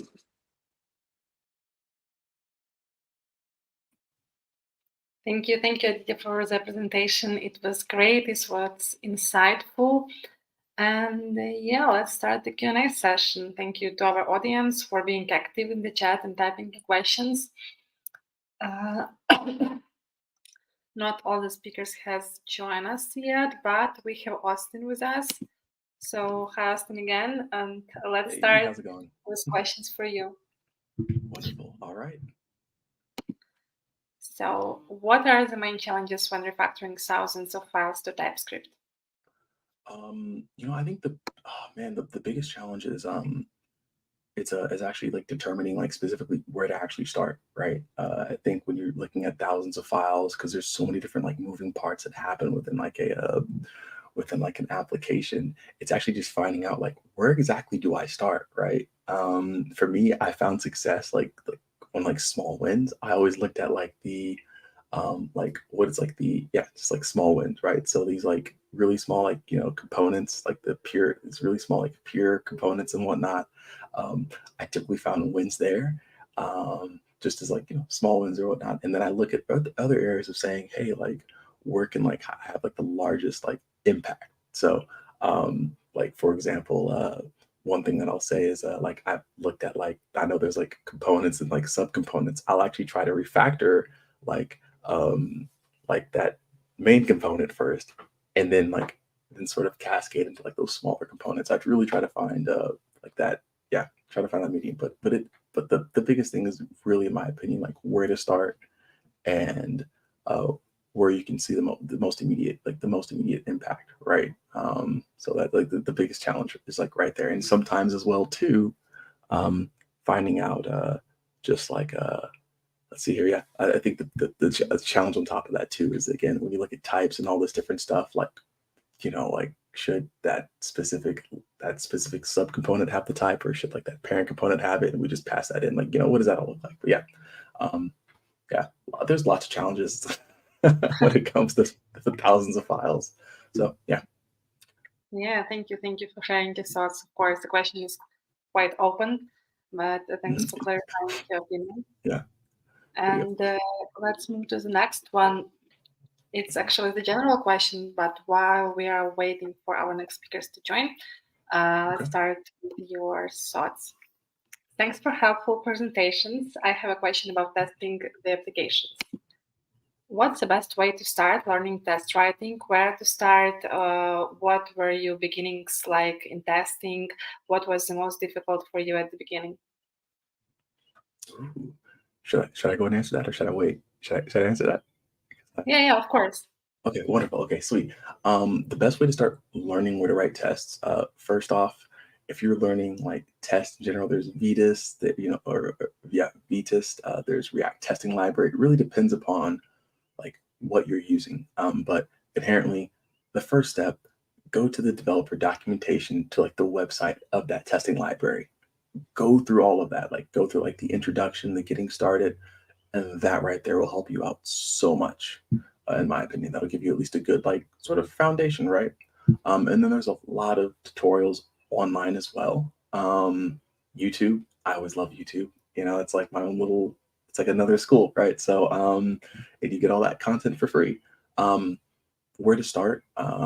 So again, from the documentation, and then take that knowledge, try to build out a really, really, really small project, and try to take what you learned from that documentation from the getting started, and try to work from there. Then from there, it's like, all right, well, let me try to learn other concepts, right? I go to YouTube, using the same tool like React Testing Library, follow that YouTuber, and then what I'll do then is take one of my other projects, and then I would then try to take some of that knowledge and try to write tests for applications that I've already built out, right? Because it is really hard to come from a, let's say, people talk about test-driven development, right? It's hard to come from a mindset of wanting to write tests first and then your application. It's easier for you to start off, okay, hey, I'm gonna like learn how testing works. Great. Well, let me go and take a project that I already have. Let me try to write tests for that. Oh, great. All right.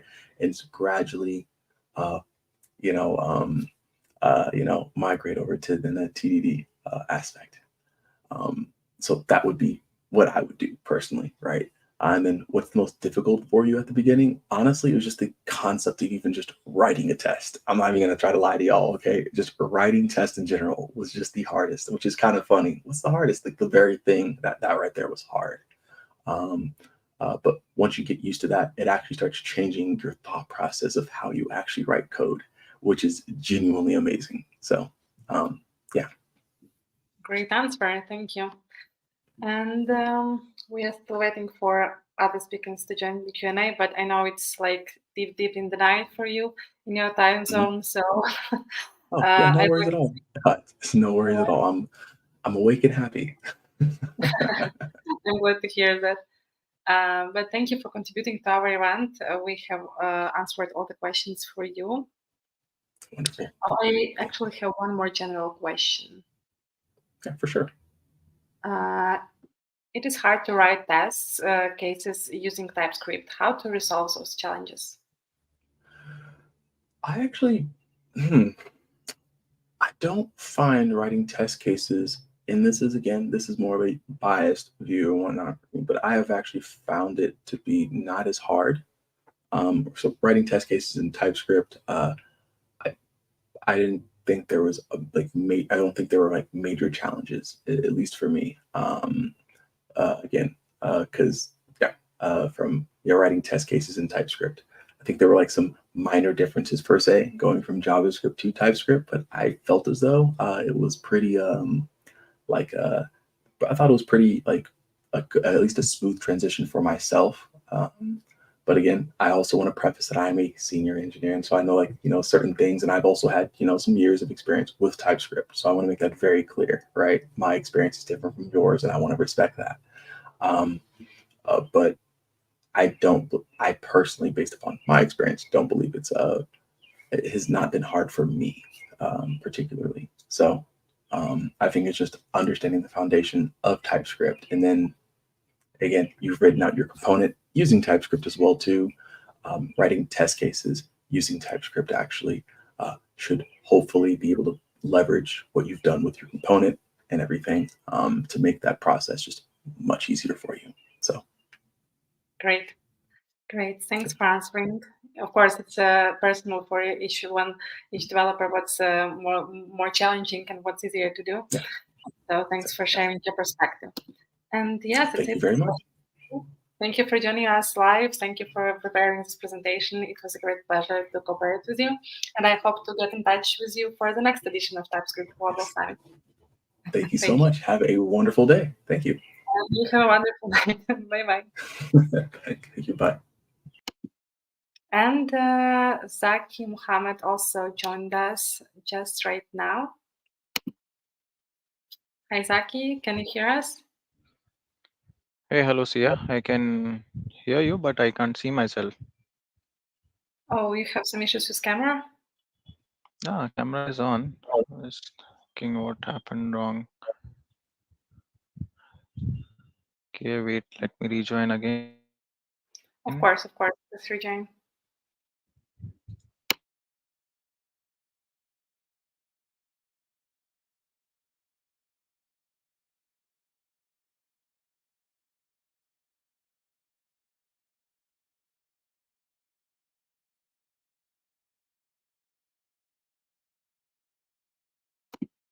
And while Zaki is reconnecting, Dita just joined us. Hi, how are you? Nice to meet you.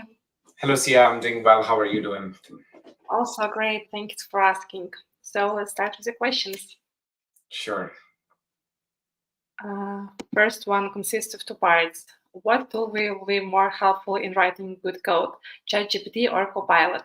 What are the differences between them? From my experience, ChatGPT helps me to better understand issues and is very useful in bug debugging.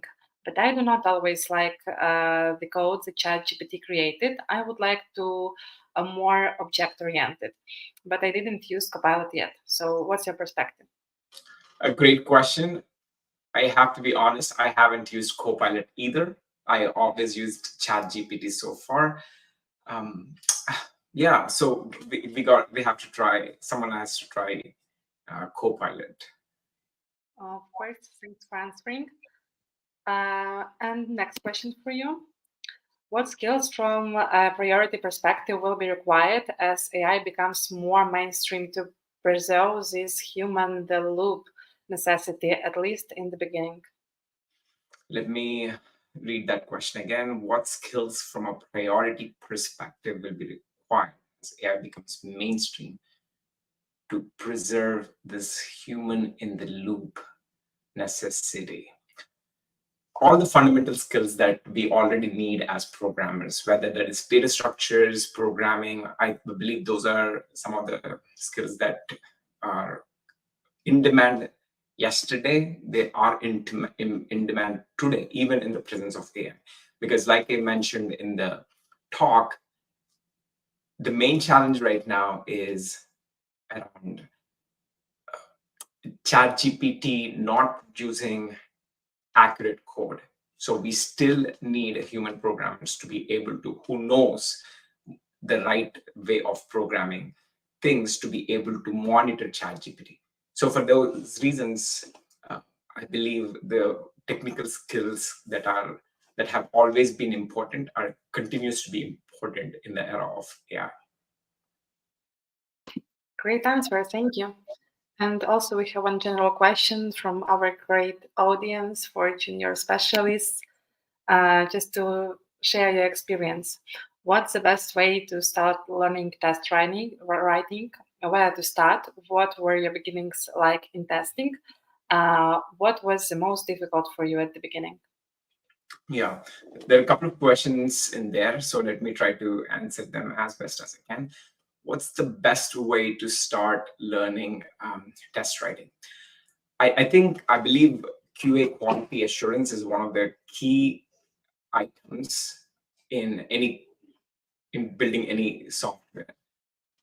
What it requires is to deeply understand what the business requirements are, at the same time understanding what is the capability of the software that has been produced.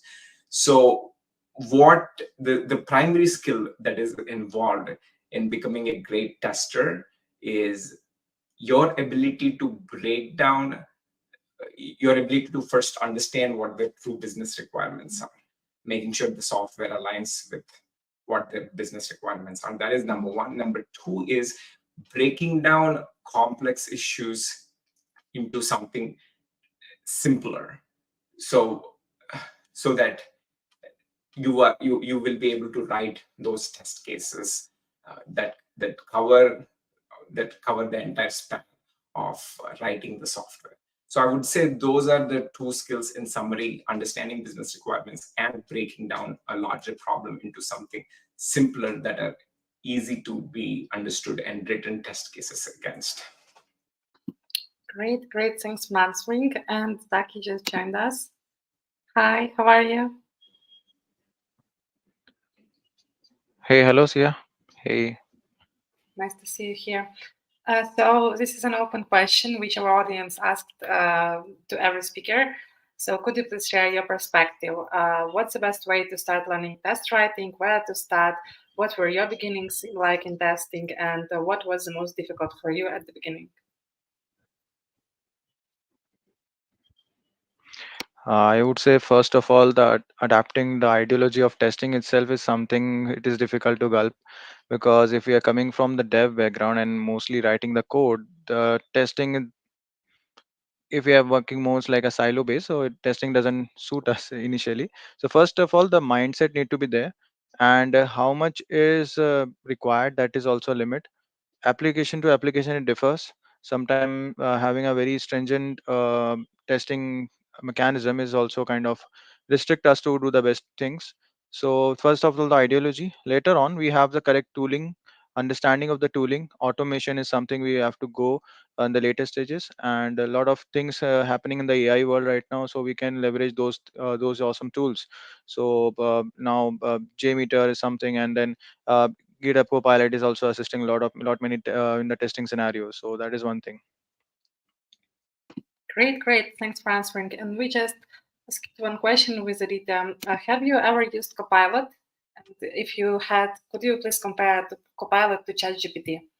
What are the like difference, major features you would like to highlight?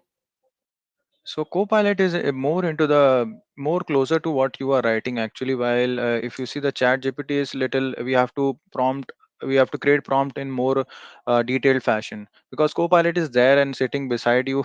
It seems like that because it's there in the VS Code by default. It's there in the GitHub even.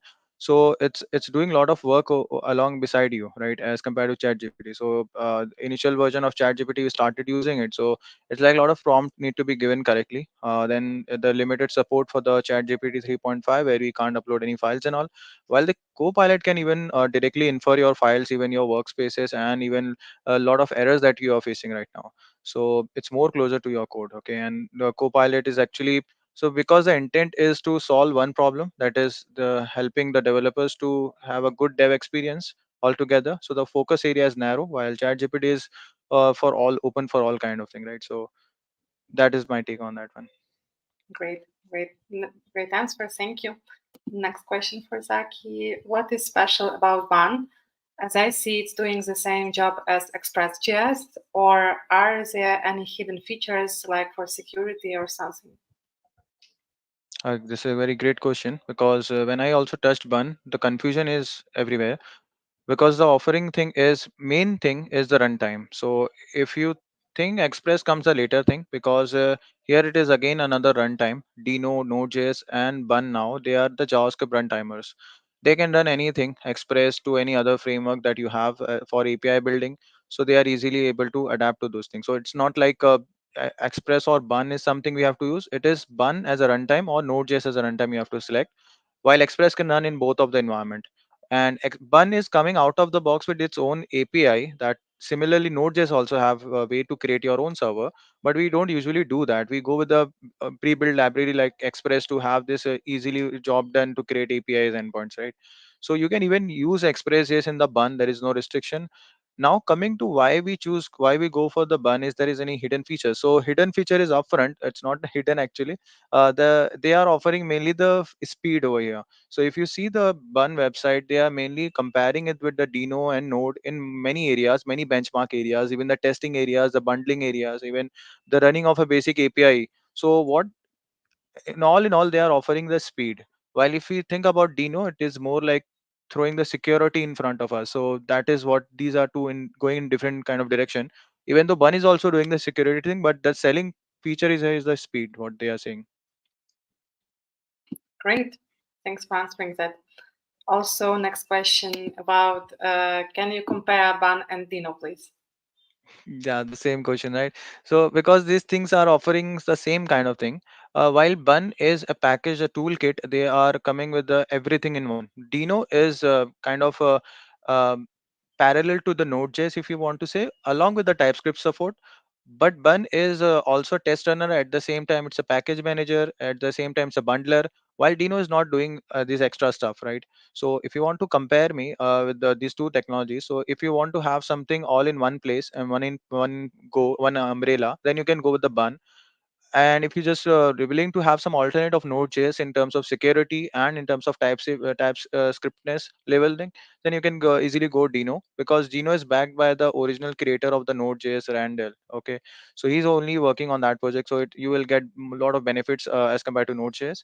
Yeah, coming lastly, one important pointer regarding bun, it's very prettily very new, and so the community support is a little less, and they are coming up an improvement and all, and they are mentioned in some areas that it's you have, if you are using this on the production, you have to be very cautious, because this is not something very mature right now. Not even 1 year is passed for bun. Great, great. Thanks for the answer. And one more question. How does Bun work with TypeScript and React integration? Okay. Okay, so I guess I have shown a little bit of it. Now the React world is moved to the Vite front end tooling instead of Create React app, and I just show a glimpse of how we can actually just write a hello world basic using Bun and Vite. So again, Bun is not a competitor to Vite or any React based integration tool. It's complementing it. Although the support is still under kind of development, but at least basic support you can get. You can run the Vite commands using the Bun runtime, so there is nothing like a rivalry going on. Instead, Bun is complementing Wheat, and Wheat is a new way of developing, integrating React in the real world. Great, great answer. Thank you. And the last question is open for both of you, so share your thoughts, perspectives. It's to help our audience to elevate their careers and have some clarity. So it's hard to write tests, test cases using TypeScript. How to resolve those challenges? Who would like to start? Okay, I'll go. I think I'll go. I can go first if that's fine. Okay, so the hard word is actually depends like how hard we are talking about. Actually, it's nothing like we can't write test cases using TypeScript.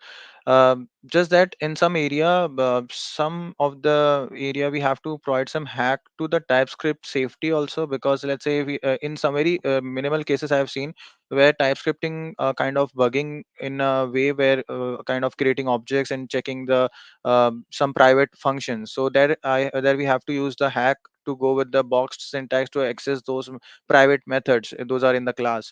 So yeah, TypeScript sometime it gets into the way of while we are doing the unit testings, and there are way to just simply hack it, and any type definition or unknown type definition we have to use in some areas, not all. So all in all, it's not like a blocker, just that we have to use it finely in a fine manner. It's nothing like a hard to, we can say, to write unit tests along with the TypeScript. It would even complement that. Even your unit test case will be in a safer hand, I would say. Great, thank you.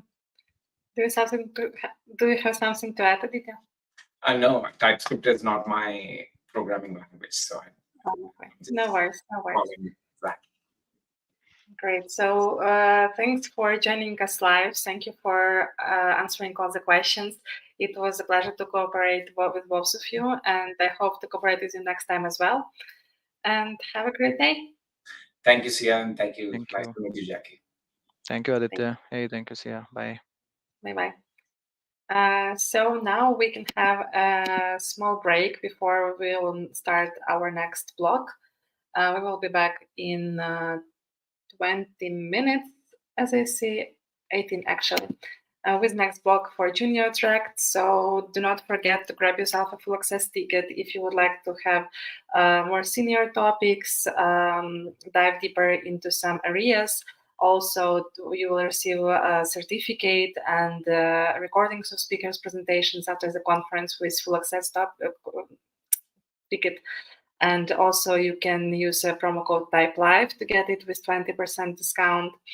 So maybe you should consider this during the break, and we will be back.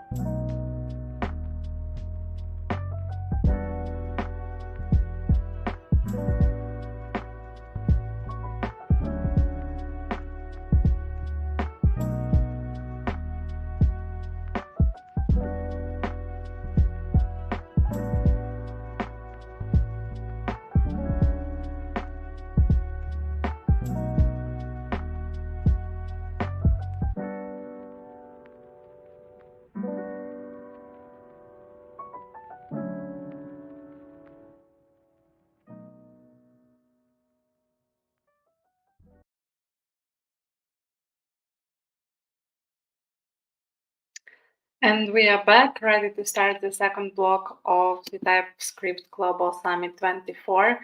Our first speaker in this block is Victoria Dolzhenko, who is a team lead at ITIS. She will teach us how to write smart contracts using TypeScript. Welcome to the stage.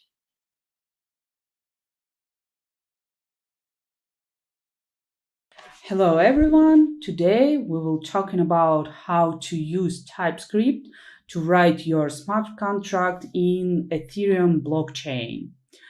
A couple words about me. My name is Victoria Dolzhenko. I'm team leader with big experience, and my last two projects was blockchain startups.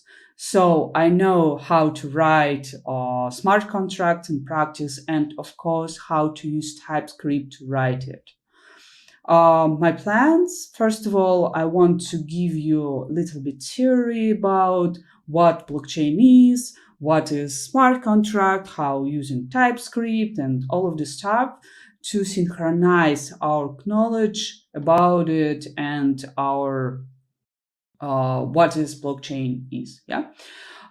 Then I'm gonna show you ERC20 token smart contract.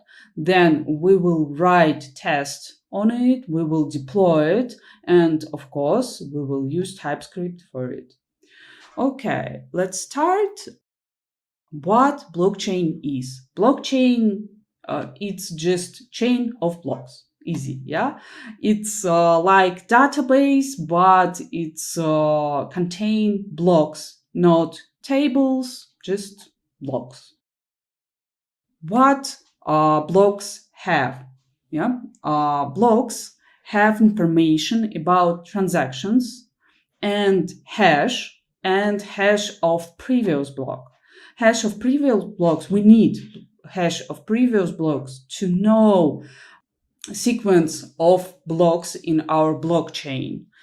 Transactions, I will show you transaction a little bit later, but you should know that hash, it's hash of all of these blocks. If you change, for example, information about some transaction or hash of previous block, of course, hash of these blocks will change it too.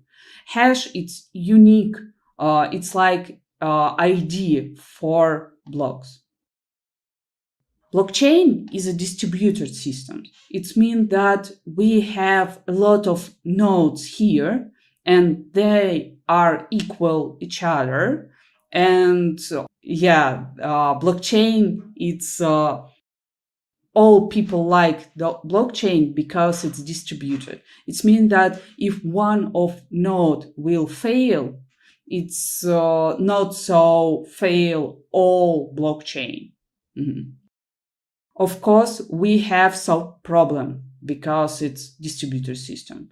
First of all, it's that parallelism. It means that transactions will give to blockchain not sequence. It can be one time. Yeah, two transactions can be being created in the same time. Second problem is that we don't have global clock. It means that we can't say that this transaction was first, but then transaction was second. Yeah, and imagine situation that you have wallet with 5 Ethereums, yeah, balance of your wallet. And you will send 2 transactions in the same time in different nodes. You can send 5 Ethereums to other wallet in node 1. Yeah, you send this transaction. And second transaction, it sent 3 Ethereums to other wallet, but you will send this command in other node. And of course, we have problem here.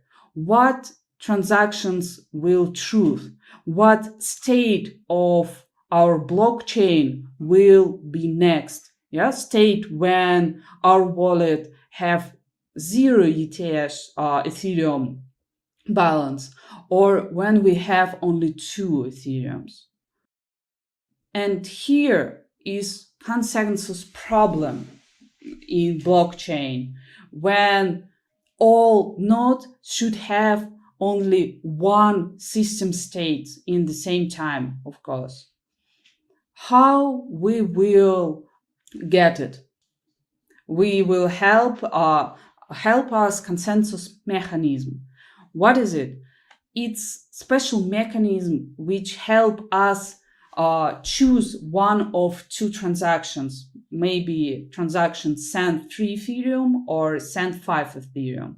And we have a lot of types of consensus mechanism. It's proof of work, proof of stake. Now I will give you information about proof of stake because we will create smart contracts for Ethereum blockchain. And then I will show you what is proof of stake. And others consensus mechanism, it's a lot of consensus mechanism, delegated proof of stake and proof of capacity, a lot of. You will give this information in internet, but now I want to show you what is proof of stake mechanism. Okay, how it's work? You have money and you can stake your money in special wallet. For Ethereum now, it's 32 Ethereums on 1 year or 10 months. Yeah, you will stake it. It means that it's like deposit in bank, but with zero fee, yeah, zero profit. So you stake your money, then you can be validator. It's special algorithm which choose validator. And it's very important. Then more money you will stake it, then often you will be validator. Yeah, who is validator? Validator is node which choose one of two next state. It means that it's choose one of 2 hour transactions, send 3 Ethereums or send 5 Ethereums. It's all. Of course, it's validator hash code. It's validator that sign of transaction is true and all of the stuff. It's okay, but validator first of function, it's consensus. It means that choose one of 2 state of blockchain.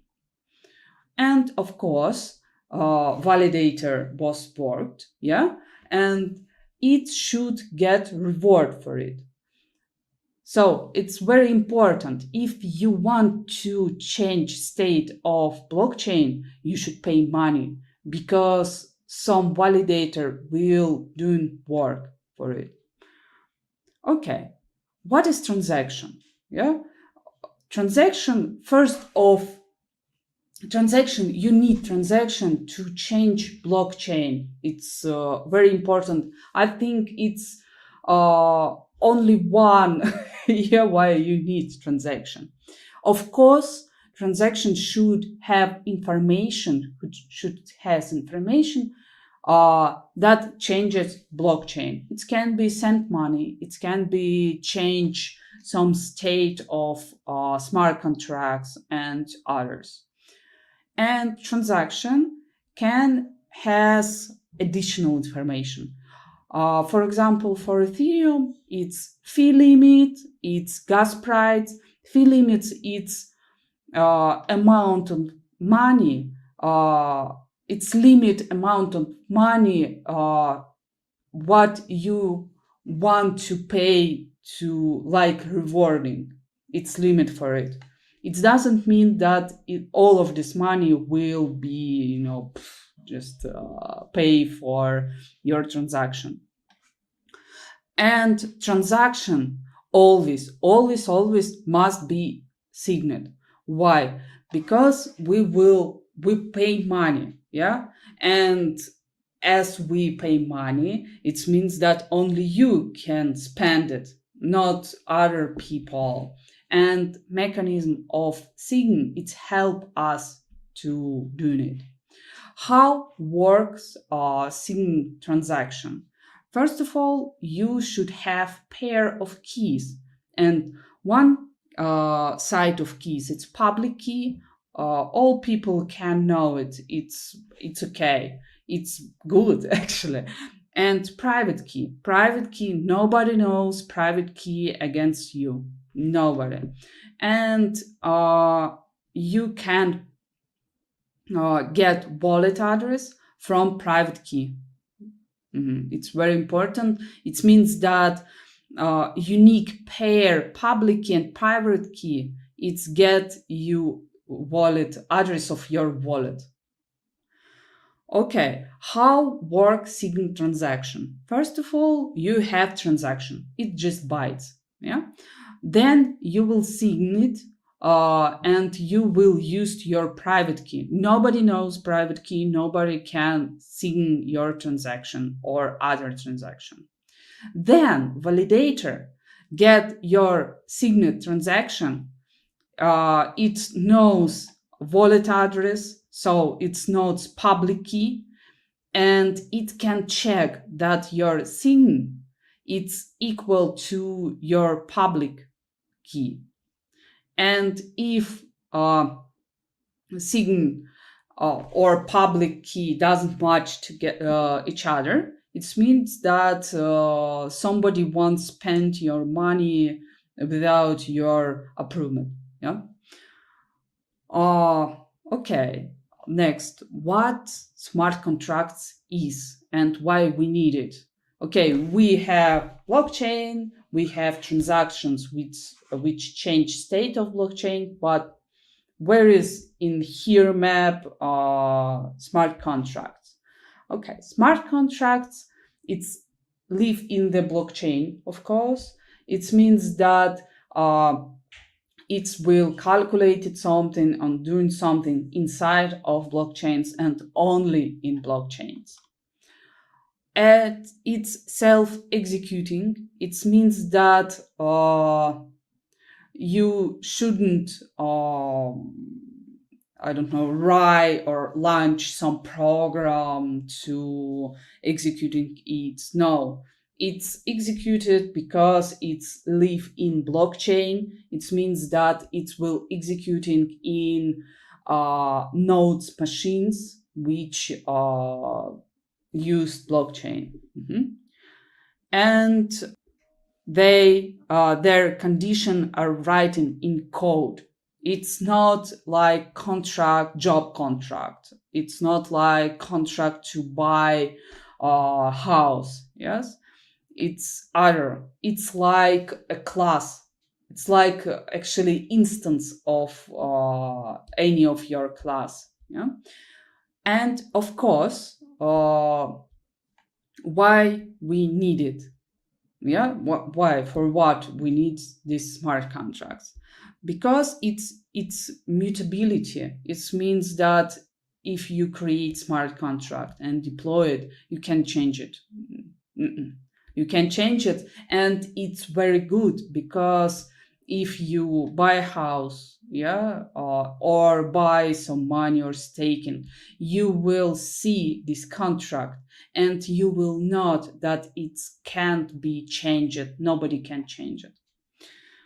It's transparency. Yeah, any people can see this contract, and you can see how it's work, and you will trust it of it. And it's have wide range of uses.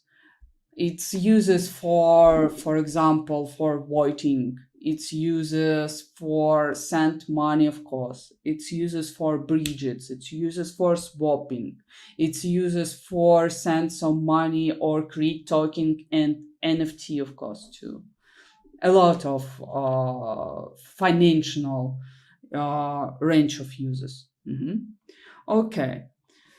As I said, smart contracts, it's very close to class instance, where address of this smart contract, when you deploy address or when you deploy your smart contract, you create class instance which live in blockchain. Yeah, smart contract, it's like code of class. Yeah, it's your class, it's your file. But deployed smart contract, it's class instance, and your blockchain will give you special address for your smart contract, and it's very close to reference of class instance. It have state. It's like fields or values of fields in class instance. Of course, if you want to change these fields, values of fields, you should pay money. You should create transaction, you should sign it, and you should pay reward for validator. And you will have two types of methods. First of all, it's like post methods, changing something. Yeah, it's state changing method. It means that this method can send Ethereum native currency for blockchain. Of course, it will change blockchain, state of blockchain. You can change fields values of your contract, or you can call some method in other contract with change state of other contract. It means that you will change state of blockchain too, so you should pay money for changing of state. And read-only methods, it's like, I don't know, get users, for example. It means that you don't change state of blockchain, and you shouldn't pay money for it. So again, smart contract, it's like class instant, and you always should pay money and create transaction when you change state of it, or when you call state changes methods. Let's talk about ERC20 tokens and what it is. It's just smart contract, but special smart contract which implemented ERC20 token interface. If you get any ERC20 token, you will know that it's implemented ERC20 interface. Okay, what methods and fields has in this interface? First of all, field, its name. I get example from Tether USD. It's most famous, I think it's most famous token in the world for now. Okay, and name of this token, it's Tether USD. Symbol, it's field 2, and it's just short name of your token, and for Tether, it's USDT. Decimals, it's very important field. For example, for US dollars, decimals, it's 2. Yeah. But for USDT, it's 6. It means that if you want to send 1 USDT, you should send in common not just 1, you should send 1 million. Yeah? Okay. Next field, it's total supply. It means how many USDT was created. It's like how many US dollars was printed in United States. So it's very equal. Couple days ago, I called this method. I get this information and it's real. And now, for now, we have total supplied. Okay, we get 6 from here because decimal 6. Okay, thousands, millions, billions. Around 51 billion USDT. USDT now, it's cost of USDT equal to United States dollar. So you can imagine in the world now, people using 51 billion tethers. Okay, next method, it's balance of, it's read method. and you can get balance for any address what you want. Transfer method, you should pay for it because you will transfer some money, when you used this method.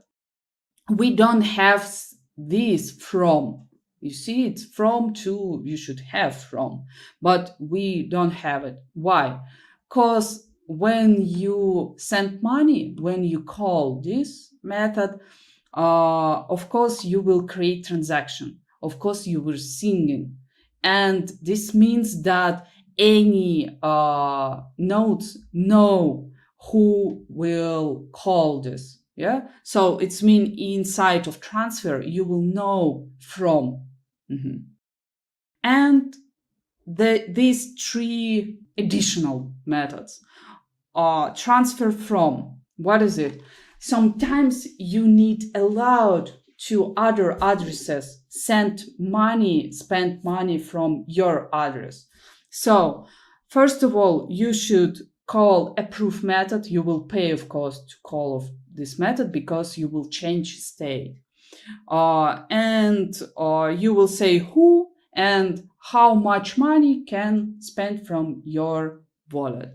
Transfer from, it means that you will transfer money from and to any address and amount of it.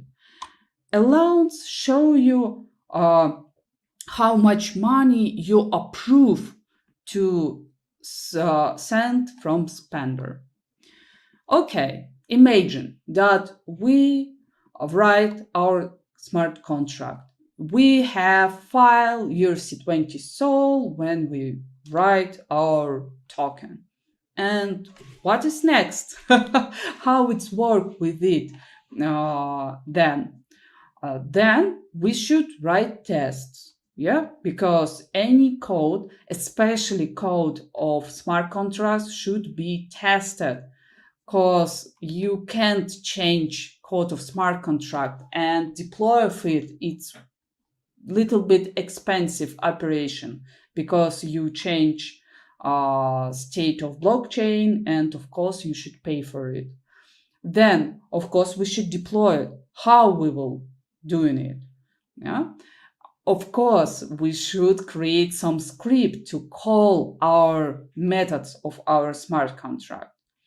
Okay, how we will doing it? We will using Typescript, and we will use hardcut plugin for it. You can get information about hardcut in hardcut.org. But I will go to my code and I will show you how is it work in practice. Okay, let's go.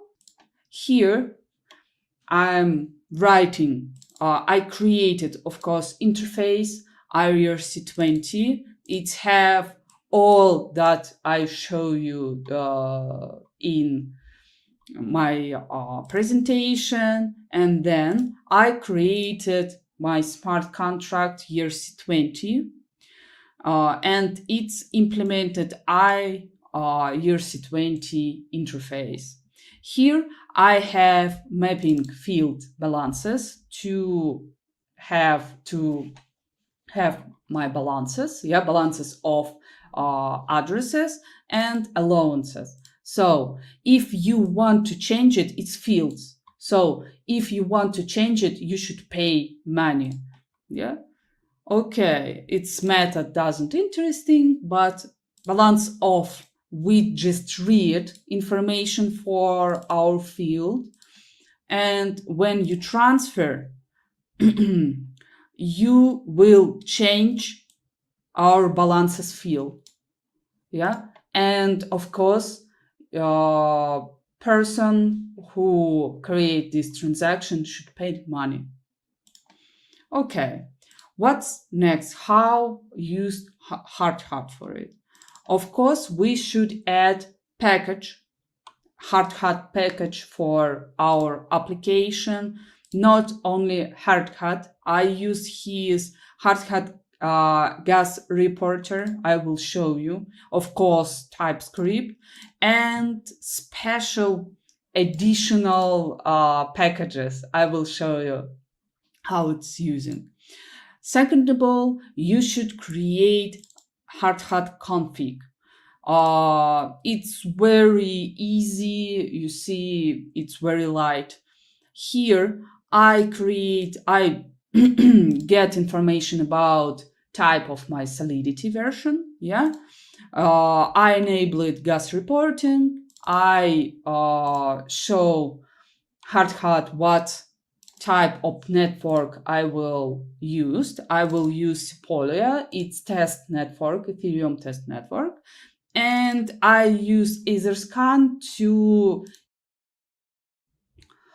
verify my contract. I will show you. Okay.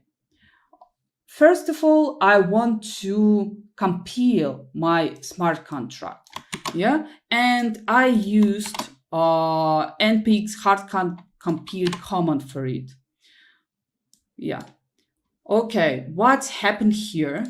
It's create artifacts and it's create Typescript types. We will use it to our test. And then it's create coverage because I used coverage for it. It's create coverage file. Okay, and then I can run my tests. Yeah, test, I put to special folder test and create test like joy, for example, just test. Here I create my contract and then it's very close to jest. I just check it. Okay, let's go and run test. It's very easy command npx hardcut test and run it. You see, it's, yeah. Okay, here, okay, this like always test, but here is gas reported works, yeah, and it's very important to create a smart contract which get not so a lot of money to call methods for it. So gas reports help you understand how much money your user will spend when will call your smart contract. It's I like it. Okay, and then I want to deploy my contract finally, and I write special script to deploy it, and it's just get deployer. It's wallet which will spend money for deploy your smart contract. And I create a factory and I just deploy smart contract. It's very easy. Okay, let's go and call our command. npx hardcut run, you should send a script, name of file of your script, and choose your network. Credentials for network, I put to hardcut config. I used infra for like nodes. Okay, let's go. Let's deploy it. And why? Okay, it's all. I deploy it from my Sepolia contract. I will show you. Okay, this is Etherscan for Sepolia. As you can see, now we don't see our. Okay, again, why not? Okay, 2 hours ago I deployed, so I will show you in this example.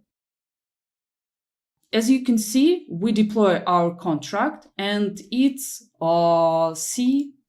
So like this, you can show our code and all of the stuff. Huh? You see? It's our code. Yeah. Okay. If you want to see my code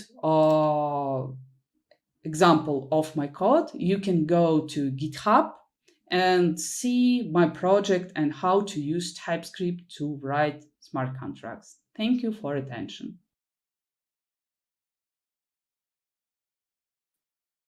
And thank you for the presentation, Victoria. It was really interesting.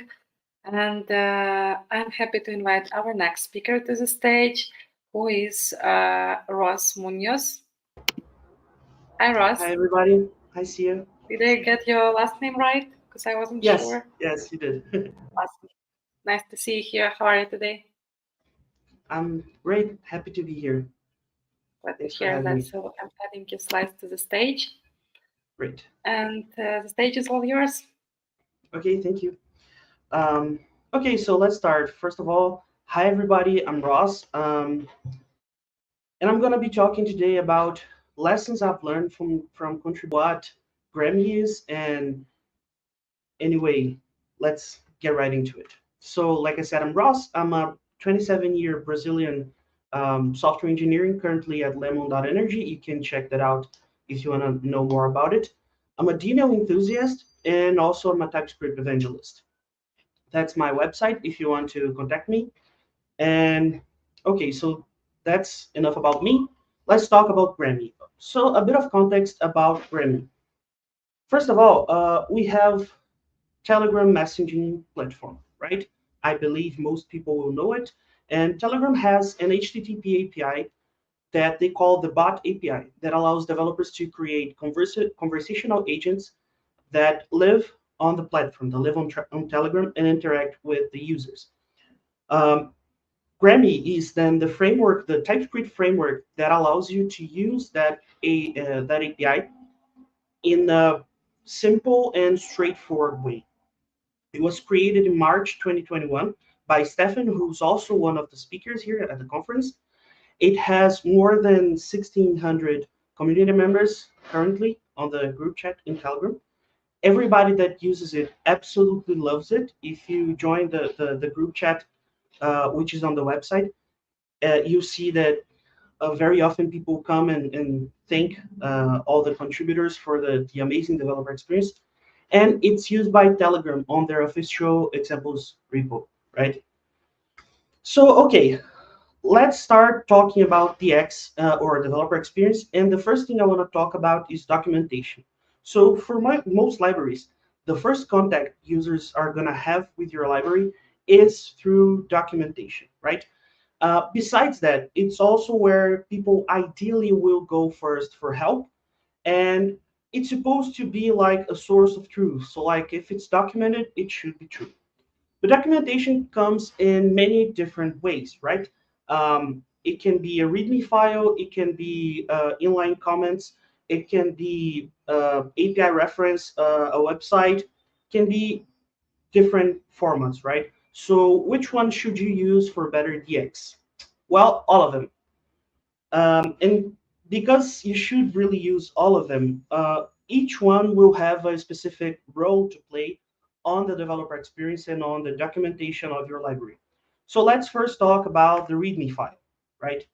So the README file, it should be a very straightforward file, which is concise, links the user to the main resources they need to know, show some examples of how to get started, and help to sell your library. So like I wrote there, one liner about what the library does, a few lines about why someone would want to use it, what are the main features and stuff like that. So it should show people why they should use your library. What's the value it brings? What does it add to the user's day-to-day coding experience? Right. That it should also direct possible contributors to what they need to do to contribute. So having like a contributors file is something that will really help with that. And the ideal place for you to point users to it is also the README, right? But the README is a very simple, like I said, concise file. It should not have a bunch of information or very detailed use cases of your library or like the API reference or like each method your library has, right? The README is not the place for that. The place for that is actually the website. So let's talk about the website. The website is where people should go if they want to learn, or if they want to learn more or take a closer look at your library and what it has to offer. A good website should be easy to navigate and should be focused on explaining the major concepts very well. So the website is a great place for you to explain more complicated concepts, be it like for starters, for beginners, or for more advanced users. It's also a good place if you want to get into some of the more technical details of how your library works and what it does, like um, behind the hood, under the hood, actually. Um, and how should you write it? Well, in my opinion, you should write them as as a series of articles, right? So each article should be written with the view of the user. You should move the user along a storyline that they can connect to and they can relate to what you're writing there. It should provide information, important information, as quickly as possible, and it should always be updated before you announce, before you release something. So what do I mean by that? What I mean is that, for example, say you have a new plugin for your library. If you announce it and it's not on the website, when people go looking for the documentation to use that plugin, they're not gonna find it because it's not on the website. That creates kind of a very frustrating developer experience, and it leads to your documentation becoming easily behind on what your code really does. So since it's supposed to be the source of truth, it's supposed to um, explain people the correct usage of your library. It's better to always document stuff, and then when you're ready to release the documentation on the website, you should announce your feature or your plugin or your new concept, right? Um,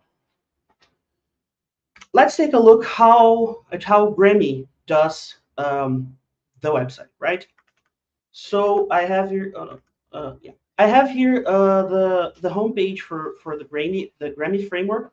It's accessible, like I wrote here, on Grammy.dev, and I'm gonna talk a little bit about how we write this in a few slides. So first of all, like I said, it's easy to navigate. You have here basically all the documentation has to offer to you. So you have from beginning with the guides to the API reference, which we're gonna talk about in a little bit.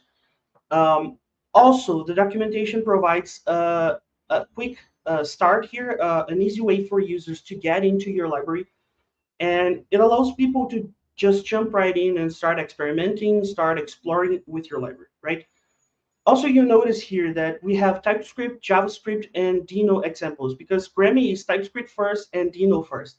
But we do support running on JavaScript, and we do support running on Node.js. So for every code that has differences between runtimes, we're going to have code blocks specific for each runtime. So for example, here on Dino, we show you how to import it from the website. On JavaScript, we show it using require, and with TypeScript, we show it using import from an installed package.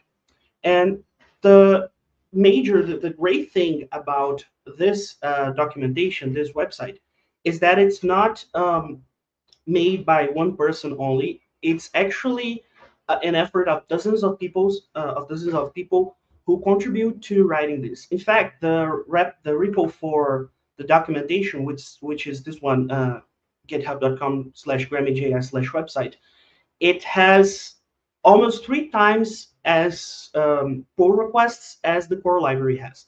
So the fact that it's a work of many people, be them translators or people who contribute to adding something or maybe fixing something that's wrong or updating something that might become outdated, it's the conjoined effort of all these people that make the documentation great. Also, the process for creating these docs is very how can I say, pragmatic.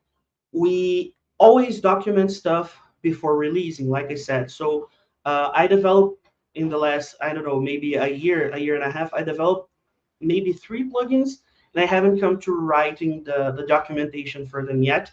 So they're just not announced. They're not on the website, so we didn't announce them.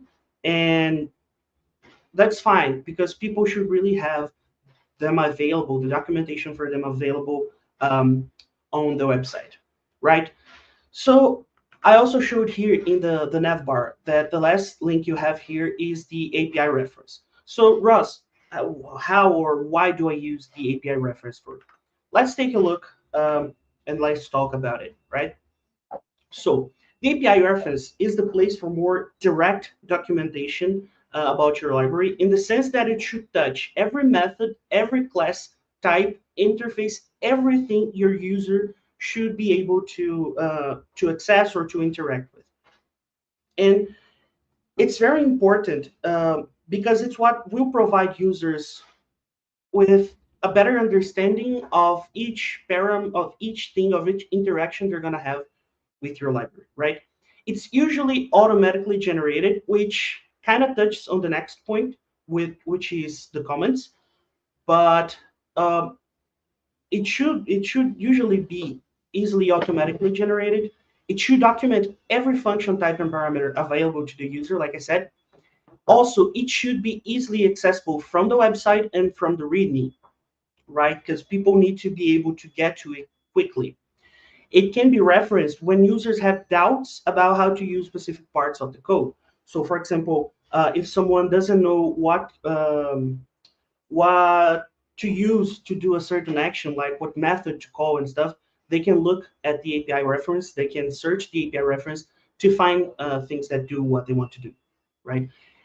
And it's also a very important part of your documentation because it allows easy browsing and discovery of everything your library has to offer. So the API reference allows the users to explore your API without having to set up their environment, without having to install your library, without having, for example, in Grammy's case, without having to create a token from Botfather and stuff like that. So the API reference provides a um, quick overview into your library, what it does, and everything it has to offer. Okay, and let's see now what this API reference is usually generated from, right? Um, the comments. You should comment everything that is exposed to the user. So when I say that the API reference should touch every point of contact the user has with your library, that means everything that exists in your library and that is exported or somehow exposed to the user should contain comments and should contain this extra documentation. And this is a great place to provide extra information about the method, a method, parameter, or property. So like why you should use this, when you should or should not use this, precautions you need to have when calling this, and usually some simple but useful examples, right? It's also a great place to link to useful resources related to what the docs are describing. So for example, on Grammy, we have Telegram methods like, for example, send message. And if you hover over that method when you're calling it in Grammy, you get a pop-up with VS Code or your code editor that also contains a link to the official Telegram documentation. And that's very useful because sometimes we need to check like the behavior of the method or something that it's not related to Grammy, that is not from Grammy, but that actually comes from Telegram. So it's very good to link your users to official documentation or extra resources that they might need when using that part of the library, right? Also, it allows people to check if their usage of the library is correct. Even though we're a TypeScript library and TypeScript does most of the work, there are sometimes things you cannot call with other things. Or for example, in Telegram, if you want to use in Grammy, if you want to use certain plugins, you need to configure your bot in Telegram in certain ways.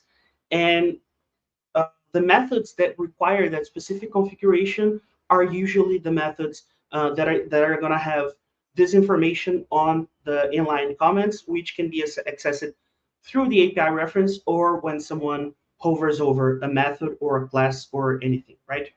And last but not least, it should be present on everything that the user is able to use. So like I said, the API reference needs to touch everything the user is going to see on your library. So the comments must be present on everything the user is going to see on your library, and not only when you not only when you receive something from the user, not only if it's a class the user is going to create an instance of, but also if your library returns something, it should also be documented. Like the type should have documents, the properties of the thing should have documentation, should have these comments.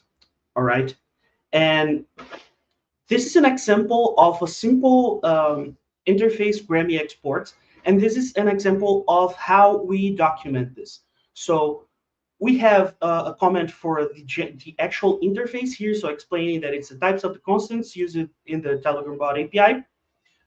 And we also have documentation for each of the properties inside this interface. So we're telling here that it lists the update types about receives by default. And it's usually useful if you want to receive all update types but chat member, which is a specific update type, right? So you can use this if you want to set your bot to receive all the default update types. But here we have an example of usage of this property. So you can pass it, like, for example, to allow updates here on bot.start. You can use it on Grammy Runner, which is like a companion library for Grammy. And you can use it when setting webhooks to tell Telegram that you want all the default update types. Also, here you can see the linking, see us linking to the official Telegram API reference on the update class, on the update type, which is in the Telegram docs, which allows the users to get more information from things that aren't exactly from our side, right? They are from Telegram side. And this, when it goes to an API reference, this text will be available to the user to see, to read, and to understand what they're getting into, right? So you should document every type, every interface, which actually, talking about types, takes me to my next point, which are the types, right? So let's talk about the types for your library. Types are essentially documentation that can also be interpreted by the compiler. So if you think it about it that way, if you think about types as documentation, it becomes indispensable that you're extensible and precise. Why? You want to be precise because you want the user to be able to use your types as documentation, right? The user needs to be able to look at the types a function takes, for example, and kind of know or have an overview of what they need to do to use that function, to get that function. Also, types provide an awesome way of users discovering the library, right? So it's a gateway for the discovery of the library, in the sense that, for example, if I instance a class and I want to know what methods I can call, I can just hit Control space and see all the methods there. And that's the purpose of the types, right? Besides letting TypeScript tell you when you mess up, they serve as documentation, and you should really think of them as documentation. You should really use them to provide useful information, not just to the compiler, but also to your users, right? And okay, let's take a look at what I mean when I say the types should be precise here. This is an example from Grammy. It's a simple hello world bot. It's just going to reply hi there to every text message it gets. And the first parameter here, the string, is what Grammy calls a filter query, right? Filter queries are kind of a broader topic, but essentially what they are is a combination of properties that an update can have. So here I'm seeing that I want all updates that have a message property, which inside the message property have a text property. And this looks like it could be typed as a string, right? That would be correct. It is a string. That would be correct, but it wouldn't be precise. So what I mean about having precise types here is that if I go to the end of the string and press Control space, what you're going to see is this, which is a list of all the filter queries that you can provide, all the valid filter queries you can provide, right? This basically takes the user by hand and walks them through using the library. walks them through the kinds of updates they can get, the kinds of filters they can apply, and what kind of information they can extract from the updates they receive from Telegram, right? So if I was to type an incorrect and invalid filter query here, TypeScript would immediately yell at me, letting me know that that isn't a supported, that isn't a valid filter query. And don't take me wrong, this is not a simple type of the filter queries here. Stefan is gonna probably talk about it more in his talk, so you should watch that too. But this is what I mean by be precise. Let the user know exactly what your library can and cannot accept. And this allows the user to more easily explore and makes it so they don't depend on runtime errors to know if they did something wrong. And that's the actual true power of TypeScript for developer experience, right?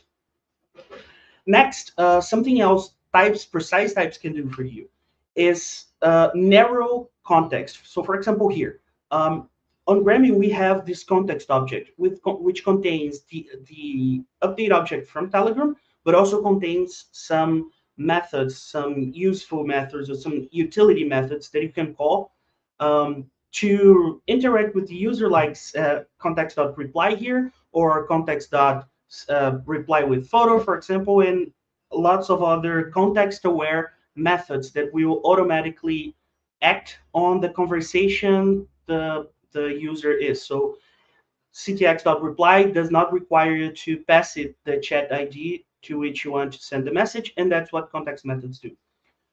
But like I said, the context contains information about the update your bot received. So context.chat.id here makes sense because text messages will be sent on a chat, right?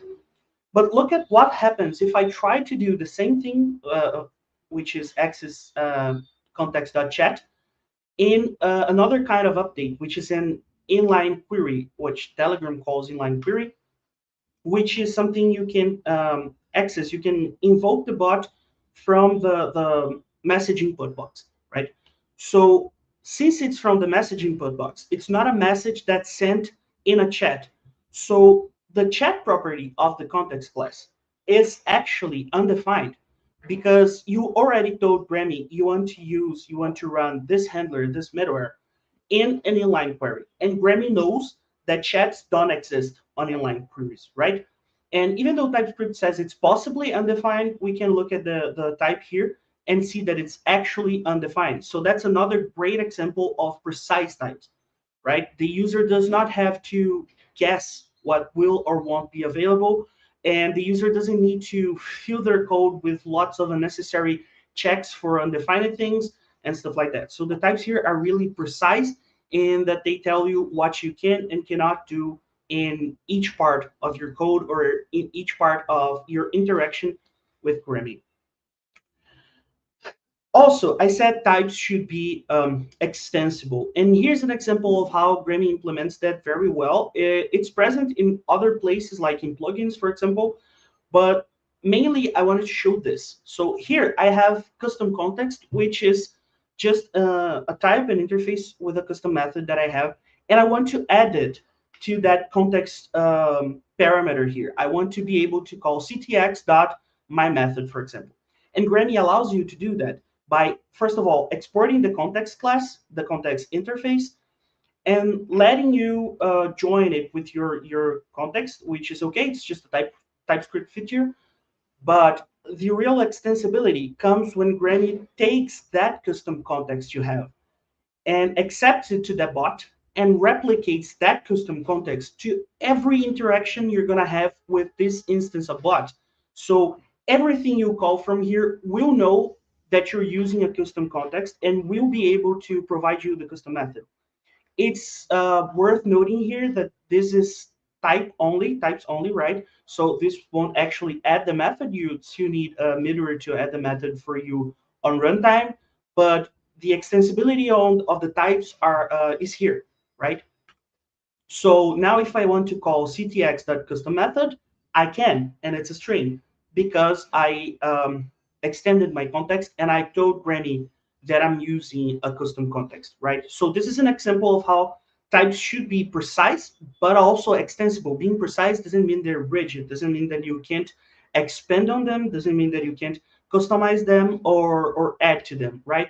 On the contrary, your library should allow users to customize what they're dealing with when possible, right? And it should support users specifying things that aren't usually that are different from what your library does. So, for example, um, here, if Grammy didn't export the context class, I wouldn't be able to do this. I would most because bot requires a context, like right something that extends context. So if Grammy didn't export this, I would most likely have to re-implement the whole class or something like that, so I could actually pass my type parameter here.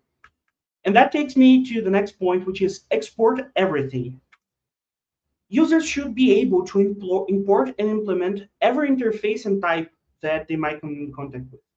That means if I'm gonna be passing some object to a function of your library, to a method of your library, I should be able to import the type of that object or the interface that object uses. Because that allows me to, for example, define it programmatically. It also allows me to define it on a different place where I want to use it. And of course, if I pass the wrong object to the function, TypeScript is going to complain. But I can't see that when I'm actually writing the options inside the object. So users should be able to use things like satisfies and extends to implement and to integrate with your library, right? That's the main advantage of exporting stuff. The user's code can better integrate with your code, with your library, right? And types for options objects are often neglected, and that can be really annoying when you're just trying to build an object for a function, or you want to create a function that takes the same parameters as a function from the library, and you have to actually import that function and use the parameters generic type to extract the parameter you want to mimic in your function. That can become really annoying, and that's really bad for DX. So just export it, right? So if users see it, they should be able to import it. And again, add documentation inline documentation to everything that is exported. That's very important because the user not only should be able to import it, but they should be able to hover over it and see what that does and what the type is for, what the type describes, and stuff like that. Also, these types should be present on the API reference, right? So users can use them. So, in conclusion, spend time on DX related tasks. It's not an easy task. It's not quick to do. Good DX takes time, right? You should value good and precise documentation on the website, inline, and with types. And good DX is hard, but it pays off. So by spending time thinking about the usability of your library, you're likely to build a grateful and engaged community around it. So like I said, Remy has an awesome community, and everybody that's there generally loves Remy. And that's honestly one of the strong points of the library for most people who use it, right?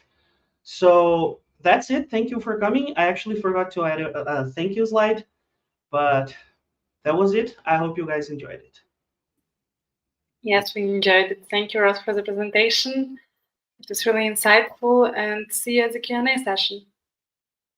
Thank you. Bye-bye. And let me introduce our next speaker, who is Vitalo Benizio. Vitalo, hi. How are you? Hey, I'm doing great. How are you? Also great. Nice to see you here. So Vitalo is a senior software engineer from Nexla. And yeah, I'm adding your slides to the stage. And the stage is all yours. Okay, thank you. Just like to thank you for the opportunity to be presenting this at the TypeScript Global Summit. It's my first time here, but hope I can give you a really nice presentation. So for this presentation, I will talk about how we use TypeScript back in Email To Do to improve our DX and share code between React Native and React. Before starting the presentation, just wanted to talk a little more about me. I'm a senior software engineer. I live in Brazil. I have 10 years of experience as a developer. I didn't start my journey as a front-end developer. I started as an Android native developer, but then I saw this opportunity to migrate to the front-end field. So I started working with HTML, CSS, and JavaScript. And later I migrated to work with Angular, but I spent very least time working with Angular, and then I jumped straight to React, and I've been working with React for 8 years. And I also have 5 years of experience in the fintech field. I gained this experience by working for the company that is made possible to do this presentation. And now I'm working in the data engineering field. So the companies I worked for, I worked for more companies, but those are the main companies I worked for. So right now I'm working at Nexla, that is a data engineering company. We make easier for companies to create data flows for their different sources of data. And back, I think it's almost 2 years ago, I was working at Melturo. That is a fintech company. It's a Brazilian startup on the loan field. Our work there is to make easier for the general customers to contract their loans in a digital way. I would like to start the presentation with this phrase. It's kind of funny, but it's also true. Always code as if the guy who ends up maintaining your code will be a violent psychopath who knows where you live. Code for readability. And of course, it's kind of a joke here, but it's kind of true. When we talk about readability, we're talking about also about maintainability and also predictability. So this is something that we should always try to focus when we're coding. Of course, when we work as developers, our job is to solve problems. But of course, in order to be able to continue solving problems in an efficient way, we should aim for readability. But it's not always like this, we know. I don't know if you guys worked before in fast-paced companies, but I worked. And when you work in a company that is fast-paced, that you are like fighting against the market, you need to deliver things as fast as possible. You're not always able to create the best architecture, to create a code that is like easy to read, that is easy to maintain, easy to evolve. So sometimes this happens, and this was the case when I worked at Meltudo. When I first joined Meltudo, we had 2 developers there, and sometime later, I was the only front-end developer working at Meltudo. So you can imagine that a small company that has no revenue, working with fundings, we had to fight against the market. We have a lot of things that had to be delivered, considering the time to market. So, for example, here in Brazil, we have laws that take care of those kind of loans. So those laws can change over time based on the government, based on something that happened. For example, the pandemic that influenced our company. So we were always running against the time. So in working as a single developer, I was not able to always keep the best code possible running. So we need to balance by good code and delivering stuff. And for a small company that is like growing, things being delivered fast is way more important than a good code. Of course, I wasn't delivering like very bad code, but it's not like the optimum way. When I was working at Meltudo, I started working there by taking care of our mobile application. The mobile application was developed in React Native. but it was kind of laggy at the beginning, was like using old libraries, stuff like that. So my first job there was to take care of this mobile application. But our application was working fine, but we had to break some barriers. What's the problem that we were trying to solve? So, for example, when working with a mobile app, we know that to download a mobile app, it's kind of heavy. So especially if it's developed in React Native, that adds an extra amount of bytes there. So we tried to improve our application size over time. So we went from 50 megabytes to 16 megabytes. That improved a lot of stuff there.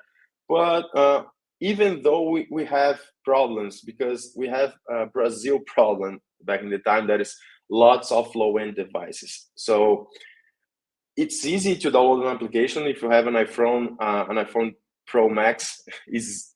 We have a lot of storage, we have a lot of memory, everything works fine. But here in Brazil, it was very common to have those low-end devices. And if you download WhatsApp, Instagram, and Facebook there, your smartphone is almost full. And it's hard for people to download an application that you will use. For example, you contract your loan, you receive your payment, and then you basically uninstall it, because in order to pay those loans, you don't need to like generate some code or something to pay. It's already deducted from your payroll. I will not go deep on this functionally, because it's something very specific to Brazil. But another problem that we had, and when I say problem, I'm not talking about the person, I'm talking about the situation, but our customers were elderly people, and elderly people have their limitation for applications. Maybe they don't know, don't want, or can't download the application. Maybe they don't know because elderly people are not very familiar with technology, so it's hard for them to go to the App Store, search for Meutudo application, and download it. It's easy for them for example, just click on a link and start doing something. Or maybe they don't want, for some reason, I don't want to download this new application. I already have a lot of stuff here, a lot of antiviruses on my application. Or maybe they can't because of the restriction on low-end devices and having lots of other applications. So what we did to fix this problem? We created a PWA that was like identical to the application. We tried that maximum to simulate the usage of our mobile application there, making very, very similar. On the beginning, the user was unable to do the whole process, but as soon as we were like evolving the application, we found ways to make it possible to use PWA on the whole flow. And after that was like a mark at the company. Our registrations rate grew a lot. I mean, a lot of people that were not using our application because of those restrictions, they went away, because PWA is basically click on a link, complete your registration, and start using the application. So our registrations grew a lot. So what's the problem? Everything seems to be working fine. We have a mobile application that works for people that want to use a more fluid way, our application in a more fluid way. But we also have a PWA that was working fine for people who prefer to just click on a link and start using the application. So what's the problem? The developer experience is the problem. Why? I mentioned that I was working solo there for a couple of times, but I soon migrated from being a senior front-end engineer to be head of front-end. And when you do this change in your career, you need to take care not only about the code, but also about people. And my team was kind of suffering with those problems. What were those problems? We had duplicated code between mobile and web, and this is mostly because our application use Redux, and Redux has a a lot of boilerplate code. And Redux was used as a data layer in our application. So every request that we did in our application passed by this Redux layer. We have our actions that were the actions that we dispatch in our view. They pass by this middleware that actually do the fetch request. And after the request is successful or failure, they went back to the reducer and the state gets updated. So I will show in a few slides how this code was kind of a lot of boring stuff to work with.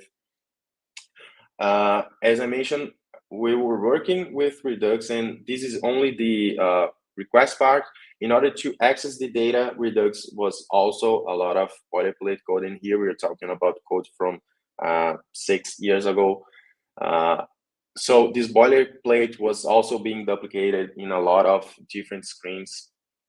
And we had a lack of predictability. We were not using TypeScript back in the time. So once you access this data from this state, you don't know exactly what you are accessing, because we don't always like just any type. We can have anything there.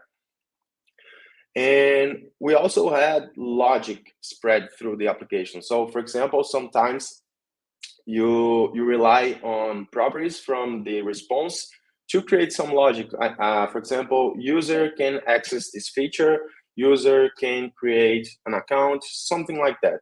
And this logic is reused in a lot of different places.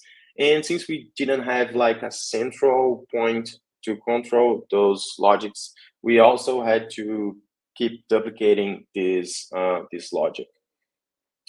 So to show you how our action look like, this is our register function. Basically, it's very simple, just a dispatch that dispatches a type, a loading, and a payload. This type is intercepted by our middleware that does the request corresponding to the agreement password result request. Okay, this is our reducer. Our reducer takes care of the type. If the type is success, failure, or request, it will update our state, our type loading and payload. If it's success, you can see that we will save as a map. I'll show later what is this map, but it's basically from immutable JS. And the problem when accessing the data is here. So we were using immutable JS, and in order to create this immutability selector, we had to use those functions from immutable, that is create selector creator. We create an immutable selector that we use to create this get result reducer, and we access the data by using this function called getIn. So as you can see here on this output is output selector unknown any and any everywhere. You don't know anything about what is going to be accessed. Also, when you take a look here, we are using map state to props, mapping this to a property called result. And when we use this result property, is also any. So you don't know about the type, you don't know about the payload, you don't know about anything. You just trust your gut that everything is working as expected. Also about the logic, we can have something, for example, like this. We have this margin code, and if margin code is 21, service will be unavailable on the weekend. And this is the kind of logic that we had there. So for example, on Rotudo, we had a lot of connections with external providers, and some of those providers were unavailable over the weekend.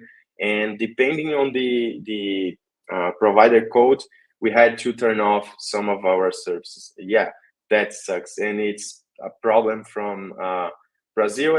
It's deep. Let's not go deeper on this subject.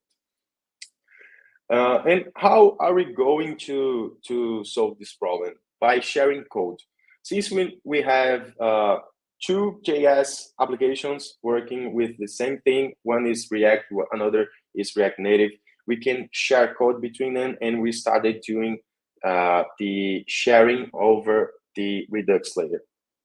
So for example, we create types for immutable and for our own entities to improve our predictability and to kind of encapsulate that logic. I'll show better on the next slides. We create entities, definition, interfaces, and classes, as I mentioned, holding some logic. And we also did a library creation. This library creation is a library to make easier for us to use Redux. Back in the time, we didn't have, for example, Redux toolkit and all of those fancy stuff. So I had to create this this library for us. So for the types for immutable, we had, back in the time, immutable didn't have any type definition, and I don't know, I'm not using immutable JS today, and I'm not sure if they already have types definitions. But back in the time, we had to do this hacky thing. So remember that we were using that getIn function. That getIn function basically receives an array with different string paths that you can use to access your property. Since we were not using more than 3 levels, it was easier for us to just replicate the usage here for 3, 2, and 1 level of access. This enables us to know exactly what we are accessing in our immutable data. For our entities creation, we started to work with interfaces and classes. So as you can see, we have this ClicksResume class that is implementing an iClicksResume. And you can also notice that we are using this, we are creating those methods. For example, can see account, can withdraw, is blocked, and it's based on the properties that we receive from our response. But instead of having to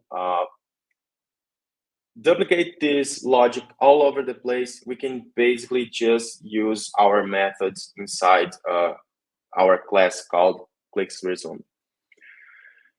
So for the library creation, we created this library called MeuTubeStore. It's an easy way to create actions in reducers. As you can see, I don't know if you still remember, but we had our action and our reducer that has a lot of repetitive code, 2 different files. So with our library is easier. So action reducer factor get instance.create. You can pass the type of this entity, that is ClicksResume. And then you get this ClicksResume AR that we can use in our view to do the request. So you can see that we are passing here a key, an entity, and this avoid error message. This is basically basic configuration for this reducer. This key will be used to create those definitions for key requests, key failure, key success. So we don't have to do that by ourselves. And this entity here, as you can see, ClicksResume is our class that I showed on the previous slide. And I'll show on the next slides how can we use this entity. So, for example, this is our success method inside our library. On the success method, we check if our action reducer has an entity, and if it's an entity of type array. If it's array, we basically do a map over our payload, and we do the creation of an entity as the payload. So every field, every object inside of our array will be the same entity. We will have access to that methods, can withdraw, is blocked, blah, blah, blah. Okay, On the usage of the data, we were enforcing developers to create hooks for accessing this data. So for example, use clicks resume data. This use clicks resume data makes use of another hook that is provided by the library called use store state that receives an interface on the type, and it will map back this type when we use that on the view. And here I'm using it to access the key called clicks resume. As you can see, that's the interface that we saw in the previous slides that has those methods definition. And here is our use store state. So instead of having to replicate that, create immutable selector, create something else, map to a variable, blah, blah, blah, we encapsulate that inside our hook. We created another hook called use immutable selector. This use immutable selector does that part of creating the immutability selector, accessing the store, and then it returns this reducer that is used to access the data. So every time my type changes, we set the data updated, because the data will only change when we do a request and we have a failure or a success. So it's easy to track this by relying on this type. And we use memo to return the expected output. So as I showed to you, we're getting this T as a generic definition that we get from store state, and we pass the use immutable selector. And as you can see here, we have this state props that is another definition that we created internally that basically maps this type, loading, and payload. So all of our store state has these state props. All of them has a type, a loading, and a payload. And we can check, for example, on the view if you can show a spinner, if the request was successful, and then you can start using the payload. So after this, now we have the benefits of TypeScript. So now our code will have, for example, predictability. So when we use clicks resume data, you can have our data and you can have our reducer. Here I'm using our data directly. So for example, when I go to resume data, you can see here that I'm actually being mapped to something, and it's iClicks resume. So here I know exactly how my payload will look like. So for example, when I do resume data dot payload, I know that my payload it's the type of clicks resume, and I know that I can use those methods called like can withdraw, like is blocked, and I don't need to be like using this logic everywhere. We also have benefits for maintainability. As I mentioned, that method for can withdraw can be reused everywhere. So here is an example of me using resume can withdraw. Resume is under development, and this is possible because I'm doing that encapsulation inside the library by passing the entity and being able to use those features. Right now, I don't have to like copy this stuff every time I need to check if the user can withdraw or not. So our code is easier to maintain. If this logic, for example, for is under development changes, we don't need to go to every place and change the logic everywhere. We just need to change in our entity, and everything will be working as expected. After this change here on the Redux layer, we were planning to do a change on the view side. Since the view is very similar, we had lots of similar components. The main difference between them was on of course, the implementation. When you are creating for React, you have a different implementation for when you are creating on React Native, but the interface can be the same. And we were planning to create another library called Meltudo UI, if I'm correctly. But I left the company before we started this project.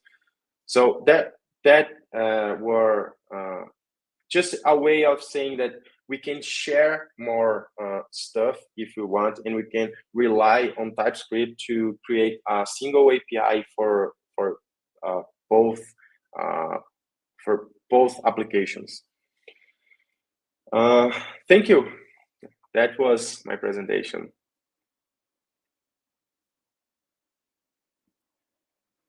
Thank you, Vitala, for the presentation. Thanks for joining us live. And we are ready to start the Q&A session. Ross and Victoria are here with us. Hi. Hello. Nice to see you. So let's start with questions for Victoria. What security are you using as part of your framework to ensure a safe experience with end users, especially with blockchain? Typically, I used OpenZeppelin smart contracts. They have a lot of contracts for security of it, has owner and a lot of function like that. You can see it's in GitHub, OpenZeppelin. Yeah. Great, thanks for answering. Next question is for Ross. Can you please provide some developer documentation suggestions for the API UI code to improve the developer experience? I'm sorry, I don't really get what you mean for the API/UI code. But I'm assuming you mean documentation inside your own code base.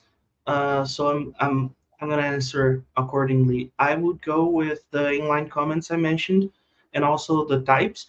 If you're doing something inline or in-house, if you're talking about documenting an in-house software, you usually won't have things like an API reference or website and stuff like that. But the other parts also apply here. So having great comments, having great types will help a lot of your developers to understand what they're changing, what needs to be changed, and will also make your code more reliable to change. So you, of course, will have types to tell you if you broke something and stuff like that. So I guess the same tips apply apart from the website. Even the README is something you can use to document, like the process to running software, the process to even things like the process to submit a new pull request and get it approved. So I think the besides the website, everything else kind of applies when you're dealing with in-house software too. Great, thanks for answering. Thanks for clarifying that. The next question is for Vitala. Can you provide advice on transitioning from existing Redux-based code to native-based code? To be honest, I never did that from transitioning from existing Redux-based code to native-based code. I'm assuming that you want to get rid of Redux and maybe rely on something like context. I'm assuming that. I don't know if that's the case. If it's the case, I would suggest you to not transitioning, because if you transition from Redux to context, you are basically having to create your own Redux on context, because when you work with context, everything that is below your tree will get updated if you have a complex state. And if you don't want this to be complex, you will kind of create some structure for example, selectors, and to prevent those re-renders that will trigger on every component.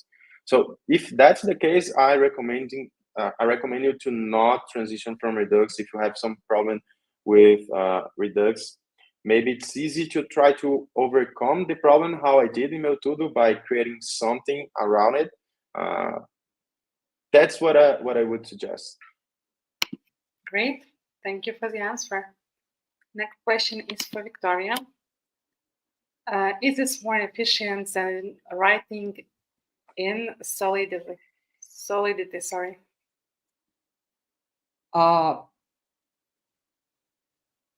Efficient than writing in Solidity. Okay. I think not, because TypeScript it's more powerful than Solidity. Solidity it's only for writing your smart contract, but tests, deploy, scripts, it's better in TypeScript because you have a lot of libraries for it, and it's it's more powerful language. Yeah. So I'm strong not recommend writing tests in Solidity. Yeah, it doesn't make sense.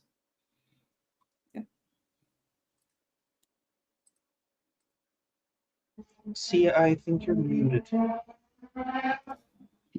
course I am. Thank you. Thank you for the answer, Victoria. And the next question is for Vitalo. Is it specifically for Telegram, or I think this is for Ross. For us? Yeah, Okay. probably. So Remy is actually specific to Telegram. That's where the name come from. So Telegram, Remy. And no, it can't be used in other platforms. It's exclusive for Telegram and exclusive for the bot API. You can't use it, for example, to interact with MT-Proto, which is the protocol that powers Telegram communications. You can only use it to interact with the HTTP API, which is the bot API. Great. Thank you for the answer. And that's it. Thank you for joining for the Q&A session, for taking the time to educate us, for contributing to the community. It was a pleasure to cooperate with all of you. And I hope to get in touch for the next TypeScript Summit. Yeah. Thank you. Thank you. Bye-bye. Thank you. Thank you. Bye. And now we can start a break. We will be back with the senior track of the summit. So if you haven't grabbed yourself a ticket yet, you have some more time to do it. Exactly, it starts in about 25 minutes. So make sure to get ready, use promo code, and join us later.